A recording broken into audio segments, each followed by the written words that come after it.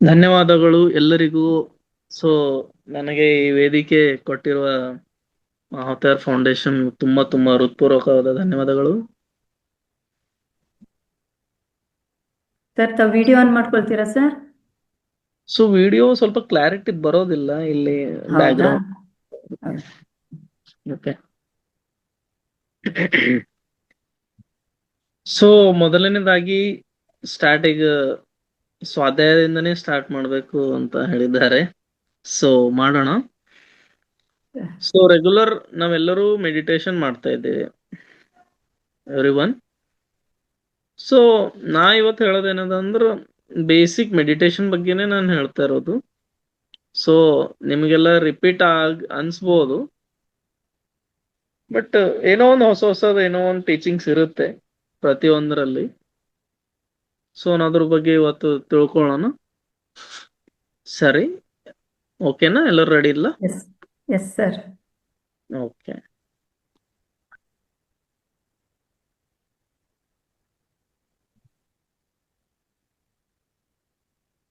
So ಮೊದಲನೇದಾಗಿ ಎಲ್ಲರೂ ಧ್ಯಾನ ಮಾಡ್ತಿದ್ದೀರಾ, ರೆಗ್ಯುಲರ್ ಮಾಡ್ತಿದ್ದೀರಾ, ಮತ್ತೆ ತುಂಬಾ ಖುಷಿ ಆಗ್ತದೆ ನೀವೆಲ್ಲ ಜಾಯಿನ್ ಆಗ್ತಾ ಇದ್ದೀರಾ ಈ ಜೂಮ್ ಕ್ಲಾಸ್ಗೆ. ಒಂದು ಕನೆಕ್ಟೆಡ್ ಇದ್ದೀರಾ ಯೂನಿವರ್ಸ್ ಜೊತೆ ಅಂತ ತುಂಬಾ ಖುಷಿ ಆಗುತ್ತೆ ನನಗೆ. ಇದೇ ರೀತಿ ಮುಂದುವರಿಬೇಕು ಬಹಳ ಚೆನ್ನಾಗಿ. ಸೊ ಮೊದಲನೇದಾಗಿ ಧ್ಯಾನ ಎಂದರೇನು? ನಿಮಗೆಲ್ಲ ಗೊತ್ತಿರ್ಬೋದು. ಧ್ಯಾನ ಅಂದ್ರೆ ಉಸಿರಾಟದ ಮೇಲೆ ಗಮನ, ಶ್ವಾಸದ ಮೇಲೆ ಗಮನ, ಹೋಗ್ತಾ ಇರೋ ಬರ್ತಾ ಇರೋ ಉಸಿರನ್ನ ನೋಡ್ಬೇಕು. ಸೊ ಡಿಫ್ರೆಂಟ್ ಎಲ್ಲರ ಹತ್ರ ಧ್ಯಾನ ಅಂದ್ರೆ ಡಿಫ್ರೆಂಟ್. ಒಬ್ರು ಮಂತ್ರದ ಧ್ಯಾನ ಮಾಡ್ತಾರೆ, ಒಬ್ರು ಏನೋ ಮೂರ್ತಿಯ ಧ್ಯಾನ ಮಾಡ್ತಾರೆ, ನಾವು ಉಸಿರಾಟದ ಧ್ಯಾನ ಮಾಡ್ತೀವಿ, ಒಬ್ಬರು ಸೆನ್ಸೇಷನ್ಸ್ ಅನ್ನ ಅಬ್ಸರ್ವ್ ಮಾಡ್ತಾರೆ. Different meditation techniques. ಬೇರೆ ಬೇರೆ ಸ್ಥಳದಲ್ಲಿ ಬೇರೆ ಬೇರೆ ಟೆಕ್ನಿಕ್ಸ್ ಇರುತ್ತೆ, ಬಟ್ ಧ್ಯಾನ ಒಂದೇ. ನೀವು ಯಾವ ಟೆಕ್ನಿಕ್ ಆದ್ರೂ ಉಪಯೋಗ ಮಾಡಿ, ಮೆಡಿಟೇಷನ್ ಒಂದೇ. ಸೊ ಸೈಂಟಿಫಿಕ್ ಆಗಿ ಹೇಳ್ಬೇಕಂದ್ರೆ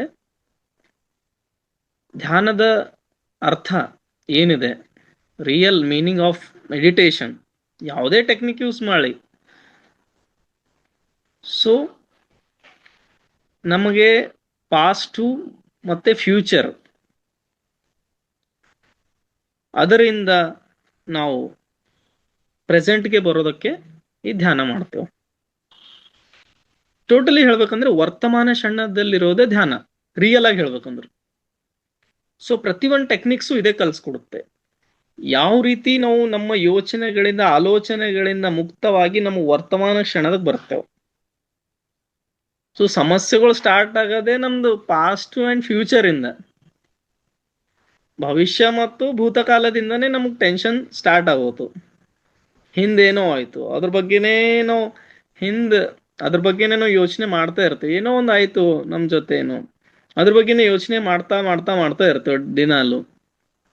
ಮುಂದೆ ಏನೋ ಆಗೋದಿದೆ, ಅದು ಏನೋ ಆಗಿಲ್ಲ ಫ್ಯೂಚರ್ ಅಲ್ಲಿ, ಅದ್ರ ಬಗ್ಗೆ ನಾವು ಇವತ್ತೇ ಪ್ರೆಸೆಂಟ್ ಅಲ್ಲೇ ಯೋಚನೆ ಮಾಡ್ತಾ ಇರ್ತೀವಿ. ಸೊ ನಮ್ ವರ್ತಮಾನ ಕ್ಷಣ ನಾವು ಜೀವಿಸ್ಲಿಕ್ಕೆ ಆಗಲ್ಲ. ಯಾಕಂದ್ರೆ ನಮ್ ಸಮಯ ವ್ಯರ್ಥ ಮಾಡ್ಕೊತಾ ಇದೀವಿ ನಾವು ಹಿಂದೆ ಮುಂದೆ ಯೋಚನೆ ಮಾಡಿ. ನಮ್ಗ್ ಖುಷಿಯಾಗಿ ಎಲ್ಲಿರ್ತೇವೆ ಹೇಳ್ರಿ?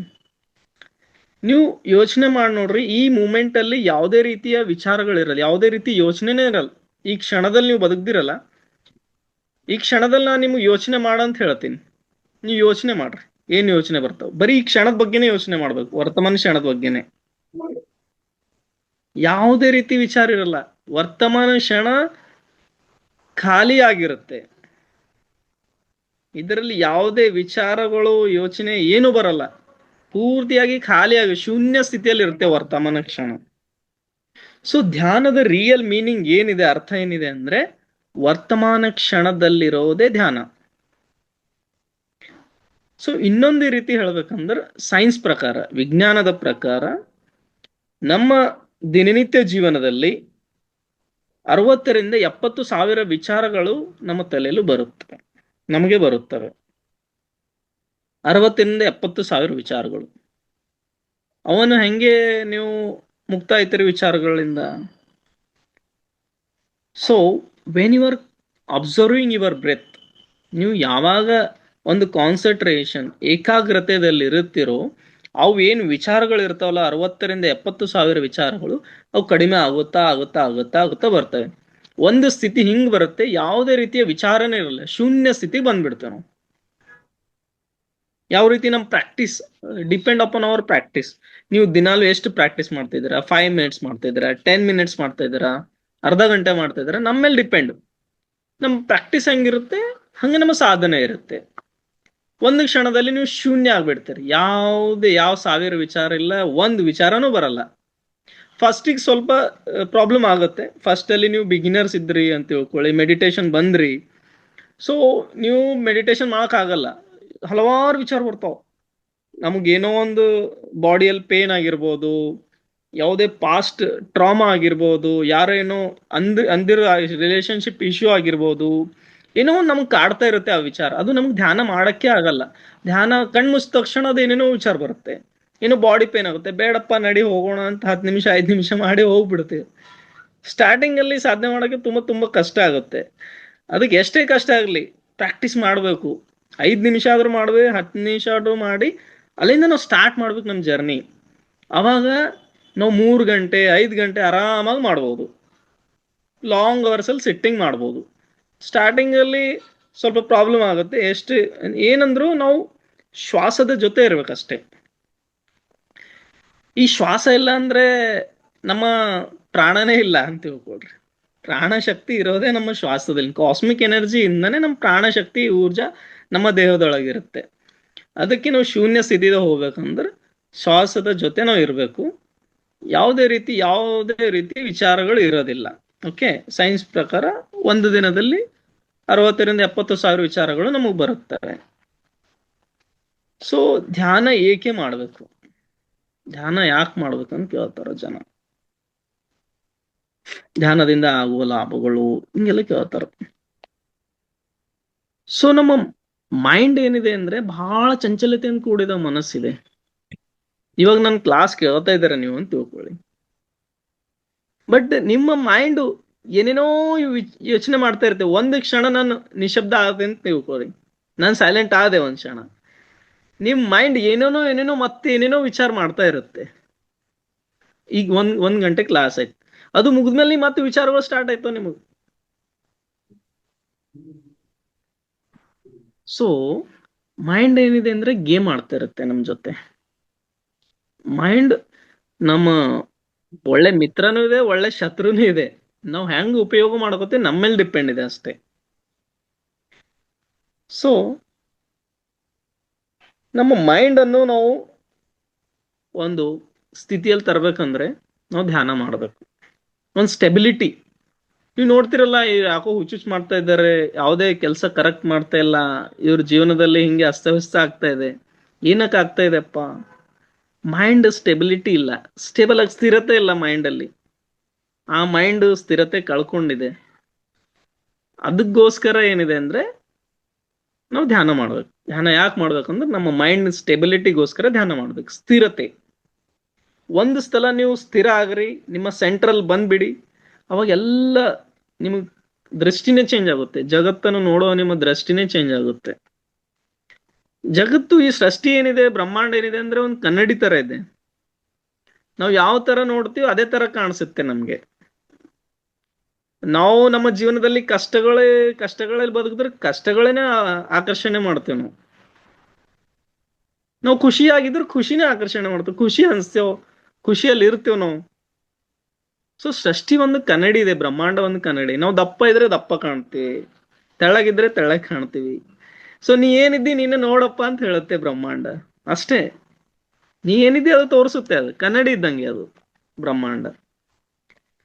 ಸೊ ಸೈನ್ಸ್ ಪ್ರಕಾರ ಹೇಳ್ಬೇಕಂದ್ರೆ ಧ್ಯಾನದಿಂದ ಆಗುವ ಹಾರ್ಮೋನ್ಸ್ ರಿಲೀಸ್ ಆಗುತ್ತೆ. ಕೆಲವೊಂದು ಹಾರ್ಮೋನ್ಸ್ ಇರುತ್ತೆ, ಡೊಪಾಮೈನ್ ಅಂತ, ಸೆರೋಟೋನಿನ್ ಅಂತ, ಆಕ್ಸಿಟೋಸಿನ್ ಅಂತ, ಈ ರೀತಿ ಎಲ್ಲ ಹಾರ್ಮೋನ್ಸ್ ರಿಲೀಸ್ ಆಗುತ್ತೆ. ಈಗ ಡೊಪಾಮಿನ್ ಏನಿದೆ, ಹಾರ್ಮೋನ್ ಏನಿದೆ ಅಂದ್ರೆ ಇದು ಚಿಕ್ಕ ಚಿಕ್ಕ ಕೆಲಸ ಮಾಡೋದ್ರಿಂದ ನಮ್ಗೆ ಹಾರ್ಮೋನ್ ಸಿಗ್ಬೋದು. ಈವನ್ ನಾವೇನೋ ಒಳ್ಳೆ ಆಹಾರ ಊಟ ಮಾಡೋದ್ರಿಂದ ಇದು ಸಿಗ್ಬೋದು, ಒಳ್ಳೆ ಮೂವಿ ನೋಡೋದ್ರಿಂದ ಸಿಗ್ಬೋದು, ಎಲ್ಲೋ ನೇಚರಲ್ಲಿ ಹೋದ್ರೆ ಸಿಗ್ಬೋದು ಡೊಪಾಮಿನ್. ಇದೊಂದು ಹ್ಯಾಪಿ ಹಾರ್ಮೋನ್ ಅಂತ ತಿಳ್ಕೊಳ್ಳಿ. ನಾವು ಧ್ಯಾನನು ನೀವು ಒಂದು ಬೇಸಿಕ್ 10 ಮಿನಿಟ್ಸು 5 ಮಿನಿಟ್ಸು ಮಾಡಿದ್ರೆ ನಿಮ್ಗೆ ಡೊಪಾಮಿನ್ ಸಿಗ್ತದೆ. ಧ್ಯಾನದಿಂದನೂ ಡೊಪಾಮಿನ್ ಸಿಗುತ್ತೆ. ಸೊ ಇದರಿಂದ ಡೋಪಮಿನ್ ಹಾರ್ಮೋನ್ ಖುಷಿಯಾಗಿರುತ್ತೆ ನಾವು. ಇನ್ನೊಂದು ಹೇಳ್ಬೇಕಂದ್ರೆ ಸೆರೋಟೋನಿನ್ ಹಾರ್ಮೋನ್ ಅಂತ ಇರುತ್ತೆ. ಈ ಸೆರೋಟೋನಿನ್ ಹಾರ್ಮೋನ್ ಏನಿದೆ, ನೀವು long time 1 year 2 year 5 year ಅಥವಾ ಮೆಡಿಟೇಷನ್ ಮಾಡಿದ್ರಿ ಅಂತ ತಿಳ್ಕೊಳ್ಳಿ, ಈ ಸೆರೋಟೋನಿನ್ ಅನ್ನೋ ಹಾರ್ಮೋನ್ ರಿಲೀಸ್ ಆಗುತ್ತೆ. ಇದು ಒಂದು ಅಮೃತದ ತರ, ನಮ್ಗೆ ಅಮೃತ ಕುಡಿದಿರೋ ತರ ಆ ಖುಷಿ ಆಗುತ್ತೆ. ಸೆರೋಟೋನಿನ್ ಹಾರ್ಮೋನ್ ನಮ್ಮ ಹತ್ರ ರಿಲೀಸ್ ಆದ್ಮೇಲೆ ನಮ್ಗೆ ಯಾವುದೇ ರೀತಿ ಆಸೆಗಳಿರಲ್ಲ, ಆಸೆಗಳಿಂದ ಮುಕ್ತ ಐತೆ ಅಂದ್ರೆ ಅತಿ ಆಸೆ ಇರಲ್ಲ ನಮ್ಗೆ ಸೆರೋಟೋನಿನ್ ಹಾರ್ಮೋನ್ ರಿಲೀಸ್ ಆದ್ಮೇಲೆ. ಸೊ ಆಕ್ಸಿಟೋಸಿನ್ ಅಂತ ಇನ್ನೊಂದು ಹಾರ್ಮೋನ್ ಬರುತ್ತೆ. ಆಕ್ಸಿಟೋಸಿನ್ ಅಂದ್ರೆ ಒಂದ್ it's A love chemical, love hormone. ಅಂದ್ರೆ ಈಗ ಈಗ ಏನಾಗಿದೆ ಅಂದ್ರೆ, ಈಗ ಅವ್ರು ಬೇರೆ ನಾವು ಬೇರೆ, ಹಿಂಗ್ ಹಿಂಗ್ ಬದುಕ್ತಾ ಇರ್ತೀವಿ ನಾವು. ಆಕ್ಸಿಟೋಸಿನ್ ಅಂದ್ರೆ ನಾವು ಏಕತ್ವದಲ್ಲಿ ಬದುಕ್ತೇವೆ, ಒನ್ನೆಸ್, ಫೀಲಿಂಗ್ ಆಫ್ ಒನ್ನೆಸ್. ಅವರು ಬೇರೆ ಇಲ್ಲ, ನಾವು ಬೇರೆ ಇಲ್ಲ. ಅವನಲ್ಲೂ ಅದೇ ಆತ್ಮ ಇದೆ, ನನ್ನಲ್ಲೂ ಅದೇ ಆತ್ಮ ಇದೆ, ಪ್ರತಿಯೊಂದು ಜೀವಿಯಲ್ಲಿ ಅದೇ ಕಣ ಕಣದಲ್ಲೂ ಅದೇ ಆತ್ಮ ಇದೆ. ಸೊ ನಾವೆಲ್ಲರೂ ಒಂದೇ ಅಂತ ಹೇಳಿ ನಾವು ಬದುಕ್ತೇವೆ. ನಾವೆಲ್ಲರೂ ಒಂದೇ ಅನ್ನೋ ಭಾವನೆದಿಂದನೇ ನಾವು ಬದುಕ್ಬೇಕು ಆಕ್ಚುಲಿ ಹೇಳ್ಬೇಕಂದ್ರೆ. ಅವಾಗ ಯಾರ ಮೇಲೂ ನಮಗ್ ದ್ವೇಷ ಬರೋದಿಲ್ಲ, ಯಾರ ಮೇಲೂ ನಮಗ್ ಕೋಪ ಬರೋದಿಲ್ಲ. ಅವರು ನಾವೇ, ಅವ್ರು ಏನಾದ್ರು ಅಂದ್ರ ಅಂತ ತಿಳ್ಕೊಳ್ಳಿ, ಅದು ನನ್ನದೇ ಸ್ವರೂಪ ಇದೆ ಅಂತ ನಾವು ತಿಳ್ಕೊಬೇಕು. ನನಗೆ ನಾನು ಕಲಿಯೋಕೆ ಅವ್ರು ನನಗೆ ಹೇಳ್ತಾ ಇದಾರೆ ಅಂತ ತಿಳ್ಕೊಬೇಕು ನಾವು. ಅವ್ರು ಹಿಂಗ ಅಂದ್ರು ಅಂತ ನಾವು ತಪ್ಪು ತಿಳ್ಕೊಬಾರ್ದು. ನಾನೇ ಇದ್ದೀನಲ್ಲಪ್ಪ, ಅವ್ರೊಳಗು ನನ್ನದೇ ಅಂಶ ಐತೆ ಅಲ್ಲಪ್ಪ ಅಂತ ನಾವು ಈ ರೀತಿ ನಾವು ಅಂಡರ್ಸ್ಟ್ಯಾಂಡ್ಮೆಂಟ್ ಮಾಡ್ಕೊಂಡಿದ್ದೀವಿ ಅಂತ ಹೇಳಿದ್ರೆ ಮ್ಯಾಚುರಿಟಿ ಹೈಯೆಸ್ಟ್ ಲೆವೆಲ್. ಅವಾಗ ಏನಾಗುತ್ತೆ ಅಂದ್ರೆ ಯಾವುದೇ ರೀತಿ ನಾವು ಪ್ರತಿಕ್ರಿಯೆ ಕೊಡೋದಿಲ್ಲ, ರಿಯಾಕ್ಷನ್ ಮಾಡೋದಿಲ್ಲ ನಾವು. ರೆಸ್ಪಾನ್ಸ್, ಒಳ್ಳೆ ರೀತಿ ರೆಸ್ಪಾನ್ಸ್ ಮಾಡ್ತೇವೆ. ಹಾ ಆಯ್ತು, ಓಕೆ ಸರಿ. ಸೊ ಈ ರೀತಿ ಆಗುತ್ತೆ ಅಂತ ತಿಳ್ಕೊಳ್ಳಿ. ಆಕ್ಸಿಟೋ ಮತ್ತೆ ಆಕ್ಸಿಟೋಸಿನ್, ಡೊಪಾಮಿನ್, ಸೆರೋಟೋನಿನ್, ಈ ರೀತಿ ಎಲ್ಲ ಹಾರ್ಮೋನ್ಸ್ ರಿಲೀಸ್ ಆಗುತ್ತೆ. ಫಸ್ಟ್ ಬೇಸಿಕ್ ನೆನ್ಪಿಟ್ಕೊಳ್ಳಿ, ನಾವು ಧ್ಯಾನ ಮಾಡ್ತೀವಿ, ಯಾವುದೇ ನಮ್ಮ ಜೀವನದಲ್ಲಿ ಕೆಲಸ ಮಾಡ್ತೀವಿ, ಒಂದು ಭಾವನಾತ್ಮಕ ಲಾಭಕ್ಕೋಸ್ಕರ ನಾವು ಕೆಲಸ ಮಾಡ್ತೀವಿ. ಒಂದು ಲಾಭ, ಇದು ಮಾಡಿದ್ರೆ ನನಗೆ ಖುಷಿ ಸಿಗುತ್ತೆ, ನಾನು ದುಡ್ಡು ಅರ್ನ್ ಮಾಡಿದೆ ನನಗೆ ಖುಷಿ ಸಿಗುತ್ತೆ, ನಾನು ಮನೆ ಕಟ್ತೀನಿ ನನಗೆ ಖುಷಿ ಸಿಗುತ್ತೆ, ಏನೋ ಬೈಕ್ ತಗೋತೀನಿ ಏನೋ ಖುಷಿ ಸಿಗುತ್ತೆ. ನಾವು ಪ್ರತಿಯೊಂದು ನಮ್ಮ ಜೀವನದಲ್ಲಿ ಮಾಡೋ ಕೆಲಸ ನಾವು ಭಾವನಾತ್ಮಕ ಲಾಭಗೋಸ್ಕರ, ಎಮೋಷನಲ್ ಬೆನಿಫಿಟ್ಗೋಸ್ಕರ ನಾವು ಕೆಲಸ ಮಾಡ್ತೀವಿ ಯಾವುದೇ ಅಲ್ಲಿ. ಸೊ ಭಾವನಾತ್ಮಕ ಲಾಭ, ಬಟ್ ಏನ್ ಸಿಕ್ಕರು ಮತ್ತೆ ಮನಸ್ಸು ಇನ್ನೂ ಬೇಕೇ ಅನ್ಸುತ್ತೆ. ಮನಸ್ಸಿಗೆ ಸಾಕು ಎಂದು ಅನ್ನಲ್ಲ, ಮನಸ್ಸು ಸಾಕು ಅಂತ ಎಂದು ಅನ್ನಲ್ಲ. ಸೊ ನಾವು ಧ್ಯಾನ ಮಾಡ್ತಾ ಮಾಡ್ತಾ ಮಾಡ್ತಾ ನಮ್ಮ ಭಾವನೆಗಳು ಬಹಳ ಪವಿತ್ರ ಆಗ್ಬಿಡ್ತಾವ. ಒಂದು ಇಂಥ ಸ್ಥಿತಿಗೆ ಬರ್ತೇವೆ ನಾವು, ಸ್ವೀಕಾರ ಮಾಡುವ ಒಂದು ಸ್ಥಿತಿಗೆ ಬರ್ತೇವೆ, ಸ್ವೀಕಾರ ಭಾವನೆಯನ್ನ ಸ್ಥಿತಿಗೆ ಬರ್ತೇವೆ. ಯಾವುದೇ ಲಾಭ ನಷ್ಟದ ಬಗ್ಗೆ ಥಿಂಕ್ ಮಾಡಲ್ಲ ನಾವು. ನಮ್ಮ ಭಾವನೆಗಳು, ಎಮೋಷನ್ಸ್ ಹೈಯೆಸ್ಟ್ ಲೆವೆಲ್ಗೆ ಇರುತ್ತೆ. ಪ್ರತಿಯೊಬ್ರು ಯಾರದೇ ಜೊತೆ ನಾವು ಮಾತಾಡಿದ್ರು ಬಹಳ ಖುಷಿಯಿಂದ ಮಾತಾಡ್ತೀವಿ, ಪ್ರೀತಿಯಿಂದ ಮಾತಾಡ್ತೀವಿ, ಫ್ರೆಂಡ್ಶಿಪ್ ಮಾಡ್ಕೋತೀವಿ, ಇದು ಒಳ್ಳೆ ರೀತಿ ಖುಷಿಯಾಗಿರ್ತೇವೆ. When we are doing meditation, ನಾವು ಧ್ಯಾನ ಮಾಡ್ತಾ ಮಾಡ್ತಾ ನಮ್ಮ ಭಾವನೆಗಳು ಬಹಳ ಚೆನ್ನಾಗಿ ಡೆವಲಪ್ ಆಗುತ್ತೆ. ಸೊ ಅದರಿಂದ ಮೆಡಿಟೇಷನ್ ಇಂದ ತುಂಬಾ ಬಹಳಷ್ಟು ನಮ್ಗೆ ಬೆನಿಫಿಟ್ ಇದೆ.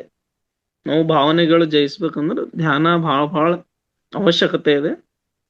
ನಮ್ಮ ಭಾವನೆಗಳನ್ನು ನಿಯಂತ್ರಣ ಮಾಡ್ಬೇಕಂದ್ರೆ, ಆಕ್ಚುಲಿ ಹೇಳ್ಬೇಕಂದ್ರೆ ಮನುಷ್ಯ ಜೀವಿ ಏನಿದ್ದಾನೆ, ಪ್ರತಿಯೊಂದು ಜೀವಿಗೂ ಭಾವನೆ ಇರುತ್ತೆ.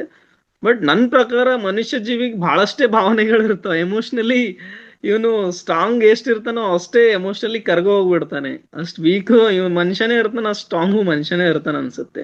ಬೇರೆ ಪ್ರಾಣಿಗಳಿಗೆ ಕಂಪೇರ್ ಮಾಡಿದ್ರ ಮನುಷ್ಯನ ಭಾವನೆಗಳು ಬಹಳ ಇದು ಇರುತ್ತೆ ಅಂತೇಳಿ, ತುಂಬಾ ಚೇಂಜಸ್ ಆಗ್ತಾ ಇರುತ್ತೆ. ಈಗ ನಮ್ಮ ಮನಸ್ಸು ಇವತ್ತಿದೆ, ನಾಳೆ ಚೇಂಜ್ ಆಗುತ್ತೆ, ನಾಳೆ ಇರೋ ಮನಸ್ಸು ನಾಡಿದಿರಲ್ಲ. So every day to day life ನಮ್ಮ ಭಾವನೆಗಳು, ಫೀಲಿಂಗ್ಸ್ ಚೇಂಜ್ ಆಗ್ತಾ ಇರುತ್ತೆ, ನಮ್ಮ ವಿಚಾರಗಳು ಚೇಂಜ್ ಆಗ್ತಾ ಇರುತ್ತೆ. ಅದಕ್ಕೆ ಯಾವುದೇ ರೀತಿ ನಾವು ಒಂದು ಸಂಕಲ್ಪ ಮಾಡ್ತೇವೋ ಅದು ಏನೋ ಪಡಿಬೇಕಂತ, ಬಟ್ ನಮ್ಮ ಯೋಚನೆ, ನಮ್ಮ ಭಾವನೆ ಒಂದೇ ಡೈರೆಕ್ಷನ್ ಅಲ್ಲಿ ಇಲ್ಲ ಅಂದ್ರೆ ಅದು ಸಂಕಲ್ಪ ಪೂರ್ತಿ ಆಗೋದಿಲ್ಲ. ಅದು ಒಂದ್ ಕಡೆ ಇದು ಒಂದ್ ಕಡೆ ಅಂದ್ರೆ ಅದು ಆಗೋದಿಲ್ಲ. ಯೋಚನೆ ಮತ್ತು ಭಾವನೆ ಎರಡು ಒಂದೇ ಅಟೆನ್ಷನ್, ಒಂದೇ ಕಡೆ ಇರಬೇಕು. ಅವಾಗ ನಾವು ಏನೋ ಸಂಕಲ್ಪ ಮಾಡ್ತೇವೆ, ಏನೋ ಬೇಕಂದ್ರೆ ಅದು ನಮಗ್ ಸಿಗುತ್ತೆ. So emotional manifestation is most important. Okay, emotional richness ಅಂದ್ರೆ ಭಾವನೆಗಳಲ್ಲಿ ನಾವು ಶ್ರೀಮಂತ ಆಗ್ಬೇಕು ನಾವು. ಶ್ರೀಮಂತ ಅಂದ್ರೆ ಹೊರಗಡೆ ತೋರ್ಸಕ್ ನಾವು ಶ್ರೀಮಂತ ಆಗ್ಬಾರ್ದು ನಾವು. ಹೊರಗಡೆ ಎಷ್ಟೋ ಜನ ಶ್ರೀಮಂತ ಇರ್ತಾರೆ, ಬಟ್ ಒಳಗಡೆ ಆಳ್ತಾ ಇರ್ತಾರೆ. ಸೊ ನಾವು ಶ್ರೀಮಂತ ಭಾವನೆಗಳಿಂದ ನಾವು ಶ್ರೀಮಂತ ಆಗ್ಬೇಕು. ಎಮೋಷನಲಿ ವಿ ಆರ್ ರಿಚ್ ಆಗ್ಬೇಕು ನಾವು. ಓಕೆ. ಸೊ ನಮ್ಮ ಜೀವನದ ಉದ್ದೇಶ ಏನಿರ್ಬೇಕು ಅಂದ್ರೆ ಇಷ್ಟೇ ನೆನ್ಪಿಟ್ಕೋರಿ. ನನ್ನ ಪ್ರಕಾರ ನಾನು ಹೇಳ್ತಾ ಇರೋದೇನು, ನಮ್ಮ ಜೀವನದ ಉದ್ದೇಶ ನಾವು ಖುಷಿಯಾಗಿರ್ಬೇಕು ಅಷ್ಟೇ. ಖುಷಿಯಾಗಿರೋದೇ ನಮ್ಮ ಜೀವನದ ಉದ್ದೇಶ. ನಾವು ಏನು ಮಾಡ್ತೇವೆ ಖುಷಿಯಾಗಿರೋಗೋಸ್ಕರನೇ ಮಾಡ್ತೇವೆ ನಮ್ಮ ಜೀವನದಲ್ಲಿ ಕೆಲಸ. ಸೊ ನಾವು ಖುಷಿಯಾಗಿರೋದೇ ನಮ್ಮ ಜೀವನದ ಉದ್ದೇಶ. ಇನ್ನು ಯಾರಿಗಾದ್ರೂ ದುಃಖದಾಗಿರ್ಬೇಕಂತ ಏನಾರ ಉದ್ದೇಶ ಅದ? ನನ್ನ ಜೀವನ ನಂದು ದುಃಖಿ ಆಗಿರ್ಬೇಕಂತ ಯಾರಾದ್ರೂ ಈ ಉದ್ದೇಶ ಅದ? ಪ್ರತಿಯೊಬ್ಬರಿಗೂ ಖುಷಿಯಾಗಿರ್ಬೇಕೆ ಅಂತ ಉದ್ದೇಶ ಇರ್ತದೆ. ಸೊ ನಮ್ಮ ಜೀವನದ ಉದ್ದೇಶ ನಾವು ಖುಷಿ. ಅಂದ್ರೆ ನಮಗೆ ಖುಷಿ ನಿಮಗೆ ಏನ್ ಅನ್ಸುತ್ತೆ ಅದು ಖುಷಿಯಾಗಿರೋ ಅಷ್ಟೇ. ನೀವು ಮೆಡಿಟೇಷನೇ ಮಾಡ್ರಿ ಅಂತ ಹೇಳಿ ನಿಮ್ಗೆ ಇಲ್ಲಿ ಫೋರ್ಸ್ ಮಾಡ್ತಾ ಇಲ್ಲ. ಯಾವುದೇ ಪಿರಮಿಡ್ ಅಲ್ಲಿ ಯಾವುದೇ ಧ್ಯಾನದಲ್ಲಿ ನಿಮ್ಗೆ ಫೋರ್ಸ್ ಮಾಡತ್ತಿಲ್ಲ. ನೀವು ಈ ಧ್ಯಾನದಿಂದ ನಿಮ್ಮ ಮನಸ್ಸು ಕರಗೋಗುತ್ತೆ. ಯಾವ ರೀತಿ ಅಂದ್ರೆ ನೋಡಿ, ಒಂದು ಲಾಟ್ಸ್ ಒಂದು ಕೋಟ್ ಹೇಳ್ತಾರೆ, stop thinking and your problems ಅಂತ. ಅಂದ್ರೆ ನಮ್ಮ ಸಮಸ್ಯೆಗಳು ಎಲ್ಲಿಂದ ಉದ್ಭವ ಆಗುತ್ತೆ ಅಂದ್ರೆ ನಮ್ಮ ಯೋಚನೆಗಳಿಂದ. ನಾವು ಯೋಚನೆ ಮಾಡಿದ್ರೆ ನಮಗೆ ಸಮಸ್ಯೆಗಳು ಬರ್ತಾವ. ಯೋಚನೆನೇ ಮಾಡಿಲ್ಲ ಅಂದ್ರೆ ಸಮಸ್ಯೆ ಎಲ್ಲಿಂದ ಬರ್ತಾವ? ಸೊ ನಾವು ಶೂನ್ಯ ಸ್ಥಿತಿದಾಗಿದ್ದಾಗ ಯಾವುದೇ ರೀತಿ ಸಮಸ್ಯೆನೇ ಇಲ್ಲ ನಮಗ್ ಪ್ರೆಸೆಂಟ್ ಅಲ್ಲಿ ಬದುಕಿದಾಗ. ಸೊ ತುಂಬಾ ಚೆನ್ನಾಗಿ ಹೇಳ್ತಾರೆ, stop thinking and your problems ಅಂತ. ಯಾವುದೇ ನಮಗೆ ಪ್ರಾಬ್ಲಮ್ ಸ್ಟಾರ್ಟ್ ಆಯ್ತು ನಮ್ಮ ಯೋಚನೆಗಳಿಂದ. ಸಮಸ್ಯೆಗಳು ಪ್ರಾರಂಭ ಆಗೋದೇ ನಮ್ಮ ಯೋಚನೆಗಳಿಂದ. ಸೊ ನೋಡಿ, ದಿನನಿತ್ಯ ನಾವು ಕೆಲಸ ಮಾಡ್ತೇವೆ. ಈಗ ಬೆಳಗ್ಗೆಯಿಂದ ಸಂಜೆ ತನಕ ಕೆಲಸ ಮಾಡಿದೇವೆ ಅಂತ ತಿಳ್ಕೊರಿ. ಈಗ ಸಂಜೆ ನಿದ್ದೆ ಮಾಡ್ತೇವೆ, ಚೆನ್ನಾಗಿ ನಿದ್ದೆ ಮಾಡ್ತೇವೆ, ರಾತ್ರಿ ಮಲ್ಗೋಕ್ ಹೋಗ್ತೀವಿ. ಅವಾಗ ಮಲಗಿದಾಗ ನಾವು ಯಾರು ಅಂತಾನೆ ನಮ್ಗೆ ಗೊತ್ತಿರೋದಿಲ್ಲ. ನಾನು ಟೀಚರ್ ಇದ್ದೀನೋ, ನಾನು ಬಿಸ್ನೆಸ್ ಮ್ಯಾನ್ ಇದ್ದೀನೋ, ನಾನು ಡಾಕ್ಟರ್ ಇದ್ದೀನೋ, ನಾವು ಯಾರು ಅಂತ ಗೊತ್ತಿರೋದಿಲ್ಲ. ನಮ್ಮ ಐಡೆಂಟಿಟಿ ಫುಲ್ ಲೋಸ್ ಆಗ್ಬಿಡುತ್ತೆ. ನೋಡಿ ಎಷ್ಟು ಕರ್ಗೋಗ್ಬಿಡುತ್ತೇವೆ ನಾವು ನಿದ್ದೆಯಲ್ಲಿ. ನಾವು ಯಾರು ಅನ್ನೋದೇ ಅರಿವಿರಲ್ಲ. ನಿದ್ದೆಯಲ್ಲಿ ಆರಾಮಲ್ಲಿ ಮಲ್ಕೊಂಡ್ಬಿಡ್ತೇವೆ, ರಿಲ್ಯಾಕ್ಸ್, ಒಂದು ರಿಲ್ಯಾಕ್ಸೇಷನ್ ಸ್ಟೇಟ್ ಅಲ್ಲಿ ಹೋಗ್ಬಿಡ್ತೀವಿ. ಮತ್ತೆ ಬೆಳಗ್ಗೆ ಎದ್ದ ತಕ್ಷಣ ನಾನು ಯಾರು ಅಂತ ಮತ್ತೆ ಮತ್ತೆ ಗೊತ್ತಾಗುತ್ತೆ. ನಾನು ಹೋಗ್ಬೇಕು, ಡ್ಯೂಟಿಗೆ ಹೋಗ್ಬೇಕು, ನಾನು ಬಿಸ್ನೆಸ್ ಮಾಡ್ಬೇಕು. ಮತ್ತೆ ನಾವು ಯಾರು ಅಂತ ಮತ್ತೆ ಗೊತ್ತಾಗುತ್ತೆ.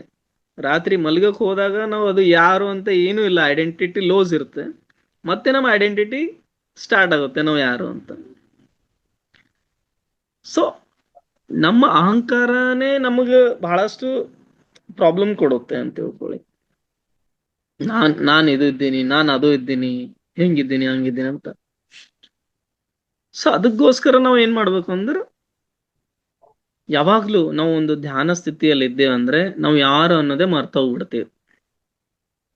V lose our identity. ನೀ ಯಾರು ಇಲ್ಲ, ನಿನ್ನ ಶ್ವಾಸ ನಡೀತಾ ಇದೆ, ನೀನು ಜೀವಿ, ಒಂದ್ ಜೀವಿ, ಪ್ರತಿ ಜೀವಿ ತರ ನೀ ಒಬ್ಬ ಜೀವಿ ಇದ್ದಿ ಅಷ್ಟೇ. ನೀನ್ ಸಾಧನೆ ಮಾಡ್ತಾ ಇರು. ಬಹಳ ಒಂದು ಶೂನ್ಯ ಸ್ಥಿತಿಯಲ್ಲಿ ಹೋದಾಗ ಬಹಳಷ್ಟು ತುಂಬಾ ಎಂಜಾಯ್ಮೆಂಟ್, ತುಂಬಾ ತುಂಬಾ ಒಂದು ಖುಷಿ ಆಗುತ್ತೆ ಅಂತ ತಿಳ್ಕೊಳ್ಳಿ. ಯಾಕಂದ್ರೆ ಆ ಒಂದು ಸ್ಥಿತಿಯಲ್ಲಿ ಹೋಗಿದ್ದಾಗ ಅದ್ರ ಎಂಜಾಯ್ಮೆಂಟೇ ಬೇರೆ ಇರುತ್ತೆ. ಸೊ ಇನ್ನೊಂದು ಹೇಳ್ಬೇಕಂದ್ರೆ, ನಮ್ಮ ಸಬ್ ಕಾನ್ಶಿಯಸ್ ಬ್ರೈನ್, ನೀವು ಕೇಳಿರ್ಬೋದು, conscious brain, subconscious brain, super conscious brain, ಇವು 3 ಬ್ರೈನ್ಸ್ ಇರುತ್ತೆ ನಮ್ಮ ಹತ್ರ. ಸೊ 95% ನಮ್ಮ ಜೀವನದಲ್ಲಿ ಡೇ ಟು ಡೇ ದಿನನಿತ್ಯ ಜೀವನದಲ್ಲಿ ನಮ್ಮ ಸಬ್ ಕಾನ್ಶಿಯಸ್ ಬ್ರೈನ್ ಇಂದಾನೇ ನಾವು ವರ್ಕ್ ಮಾಡ್ತೇವೆ. ಆಕ್ಚುಲಿ ಹೇಳ್ಬೇಕಂದ್ರೆ subconscious is female, conscious is male. So ನಾವು ಏನಿದ್ದೇವೆ ಅಂದ್ರೆ ನಮ್ಮ ಸಬ್ ಕಾನ್ಶಿಯಸ್ ಮೈಂಡ್. ನೀವು ಯಾರು ಅಂದ್ರೆ ನಮ್ಮ ಸಬ್ ಕಾನ್ಶಿಯಸ್ ಮೈಂಡ್ ಅಷ್ಟೇ. ಅಂದ್ರೆ ಸಬ್ ಕಾನ್ಶಿಯಸ್ ಮೈಂಡ್ ಏನಿದೆ ಅಂದ್ರೆ ಹ್ಯಾಬಿಚುವಲ್ ಪ್ಯಾಟರ್ನ್ ಆಗಿರುತ್ತೆ. ನಾವು ಏನ್ ಬದುಕ್ತಾ ಇದೀವಿ ನೋಡಿ, ಅದು ನಮ್ಮ ಹ್ಯಾಬಿಚುವಲ್ ಪ್ಯಾಟರ್ನ್ ಆಗಿರುತ್ತೆ. ನಿನ್ನೆ ಏನ್ ಬದುಕಿದೇವಲ್ಲ ಅದ್ರ 95% ನಾವು ಇವತ್ತು ಅದೇ ರೀತಿ ಬದುಕ್ತೇವೆ. ನಾವು ಚೇಂಜ್ ಆಗೋದೇ ಇಲ್ಲ. ನಾವು ಥಿಂಕಿಂಗ್ ಮಾಡೋದೇ ಇಲ್ಲ ನಾವು ಚೇಂಜ್ ಆಗೋ ತರ. ಓನ್ಲಿ 5% ನಾವು ಕ್ರಿಯೇಟಿವ್ ಥಿಂಕಿಂಗ್ ಮಾಡ್ತೇವೆ. 5%, 5% ಓನ್ಲಿ. ಸಬ್ ಕಾನ್ಶಿಯಸ್ ಮೈಂಡ್ ಏನಿದೆ ಅಂದ್ರೆ ಹ್ಯಾಬಿಚುವಲ್ ಬ್ರೈನ್. ನಮ್ದು ಏನು ಹ್ಯಾಬಿಟ್ ಆಗಿಂದಿರುತ್ತೆ ಆ ಅಭ್ಯಾಸದ ಪ್ರಕಾರನೇ ನಾವು ದಿನನಿತ್ಯ ನೋಡ್ರಿ, ನಾವು ಹೇಳ್ತೇವೆ, ಬ್ರಷ್ ಮಾಡ್ತೇವೆ, ಸ್ನಾನ ಮಾಡ್ತೇವೆ, ಆಫೀಸ್ಗೆ ಹೋಗ್ತೇವೆ, ಬರುತ್ತೇವೆ, ಊಟ ಮಾಡ್ತೇವೆ, ಅದು ಟೈಮ್ ಟು ಟೈಮ್ ಊಟ ಮಾಡ್ತೇವೆ, ಮಲಗ್ತೇವೆ. ಸೊ ಇದು ಏನಿದೆ ಇದು ಒಂದಿನ ಆದ್ರೂ ಇದಕ್ ಬಿಟ್ಟು ನಾವು ಏನಾದ್ರು creative ಮಾಡಿದೇವ?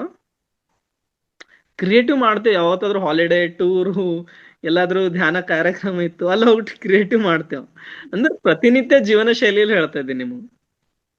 Habitual brain, subconscious is habitual brain. Subconscious brain ಹೆಂಗಿದೆ ಅಂದ್ರೆ ನೋಡಿ, ಫುಲ್ ಮೈಂಡ್ ಅಲ್ಲಿ ಒಂದ್ ಇದಕ್ ಸ್ಟೋರ್ ಹೌಸ್ ಅಂತ ಕರೀತಾರೆ.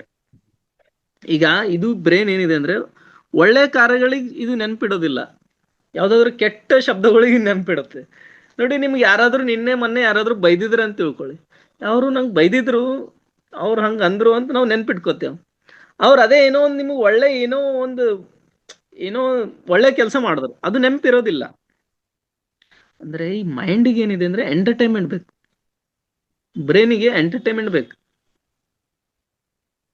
ಅಂದ್ರೆ ಅದಕ್ಕೆ ಹೆಂಗಂದ್ರೆ ಆ ಒಂದು ಬ್ರೈನಿಗೆ ಸ್ವಲ್ಪ ಕ್ರಿಯೇಟಿವಿಟಿ ಬೇಕು ಏನಾದ್ರು. ಸೊ ಕಾನ್ಶಿಯಸ್ ಬ್ರೈನ್ ಹೇಗಿರುತ್ತೆ ಅಂದ್ರೆ, ಇವಾಗ ನೀವು ಕುಳ್ತಿದ್ದೀರಿ, ನಾನು ನಿಮ್ಮ ಎದುರು ಕುಳ್ತಿದ್ದೀನಿ. ಸೊ ನೀವು ನನ್ನ ಮಾತ್ ಮೇಲೆ ಫೋಕಸ್ ಲಿಂದ ಕೇಳ್ತಾ ಇದ್ದೀರಿ ಅಂತ ತಿಳ್ಕೊಳ್ಳಿ. ನಿಮ್ ಮೈಂಡ್ ಬೇರೆ ಬೇರೆ ಸ್ಥಳದಲ್ಲಿದೆ ಅಂದ್ರೆ ನೀವು ಕಾನ್ಶಿಯಸ್ ಆಗಿಲ್ಲ, ನೀವು ನಾ ಹೇಳಿದ ಕೇಳ್ತಾ ಇಲ್ಲ, ನಿಮ್ಮ ಬ್ರೈನ್ ಇಲ್ಲಿ ಇಲ್ಲ ಅಂತ ಅರ್ಥ. ನೀವು ಕಾನ್ಶಿಯಸ್ ಬ್ರೈನ್ ಇಂದ ನನಗೆ ಕೇಳ್ತಾ ಇದ್ದಾರೆ ಅಂದ್ರೆ you are a conscious person. Full focus ಆಗಿ ನಾನು ಏನ್ ಹೇಳ್ತಾ ಇದ್ದೀನಿ, ನೀವು ನಾ ಹೇಳಿದ್ ಕೇಳ್ತಾ ಇದ್ದಾರೆ ಅಂದ್ರೆ ಇದೇ conscious brain. Consciousness is creative brain and we are living in present moment. ನಾ ಹೇಳಿ ನೀವು ಕೇಳ್ತೀರ ಅಂದ್ರೆ you are a consciousness. So subconscious is storehouse. So when we are doing meditation, deep ಆಗಿ ಮಾಡ್ತೀವಿ ನೋಡ್ರಿ, ಸೂಪರ್ ಕಾನ್ಶಿಯಸ್ ಸ್ಟೇಟಿಗೆ ಹೋಗ್ತೇವೆ ನಾವು, ಸಮಾಧಿ ಸ್ಟೇಟ್. ಅಂದ್ರೆ ಅವರವರ ಪ್ರಾಕ್ಟೀಸ್ ಮೇಲೆ ಡಿಪೆಂಡ್ ಇರುತ್ತೆ ಅಂತ ತಿಳ್ಕೊಳ್ಳಿ. ಆ ಸ್ಟೇಟ್ ಹೋಗ್ಬೇಕಂದ್ರೆ ಅವರವರ ಪ್ರಾಕ್ಟೀಸ್, ನಾವು ಯಾವ ರೀತಿ ನಮ್ಮ ಪ್ರಾಕ್ಟೀಸ್ ಇರುತ್ತೆ, ಅಭ್ಯಾಸ ಇರುತ್ತೆ, ಅದ್ರ ಪ್ರಕಾರ ನಾವು ಹೋಗ್ತೀವಿ, ಒಂದು ಸ್ಥಿತಿಗೆ ಹೋಗ್ತೀವಿ. ಆ ಸ್ಥಿತಿಗೆ ಹೋದ್ಮೇಲೆ ಎಲ್ಲ ಅದ್ಭುತ ಕಾರ್ಯಗಳು ನಡೀತಾ ಇರ್ತವೆ ನಮ್ಮ ಜೀವನದಲ್ಲಿ.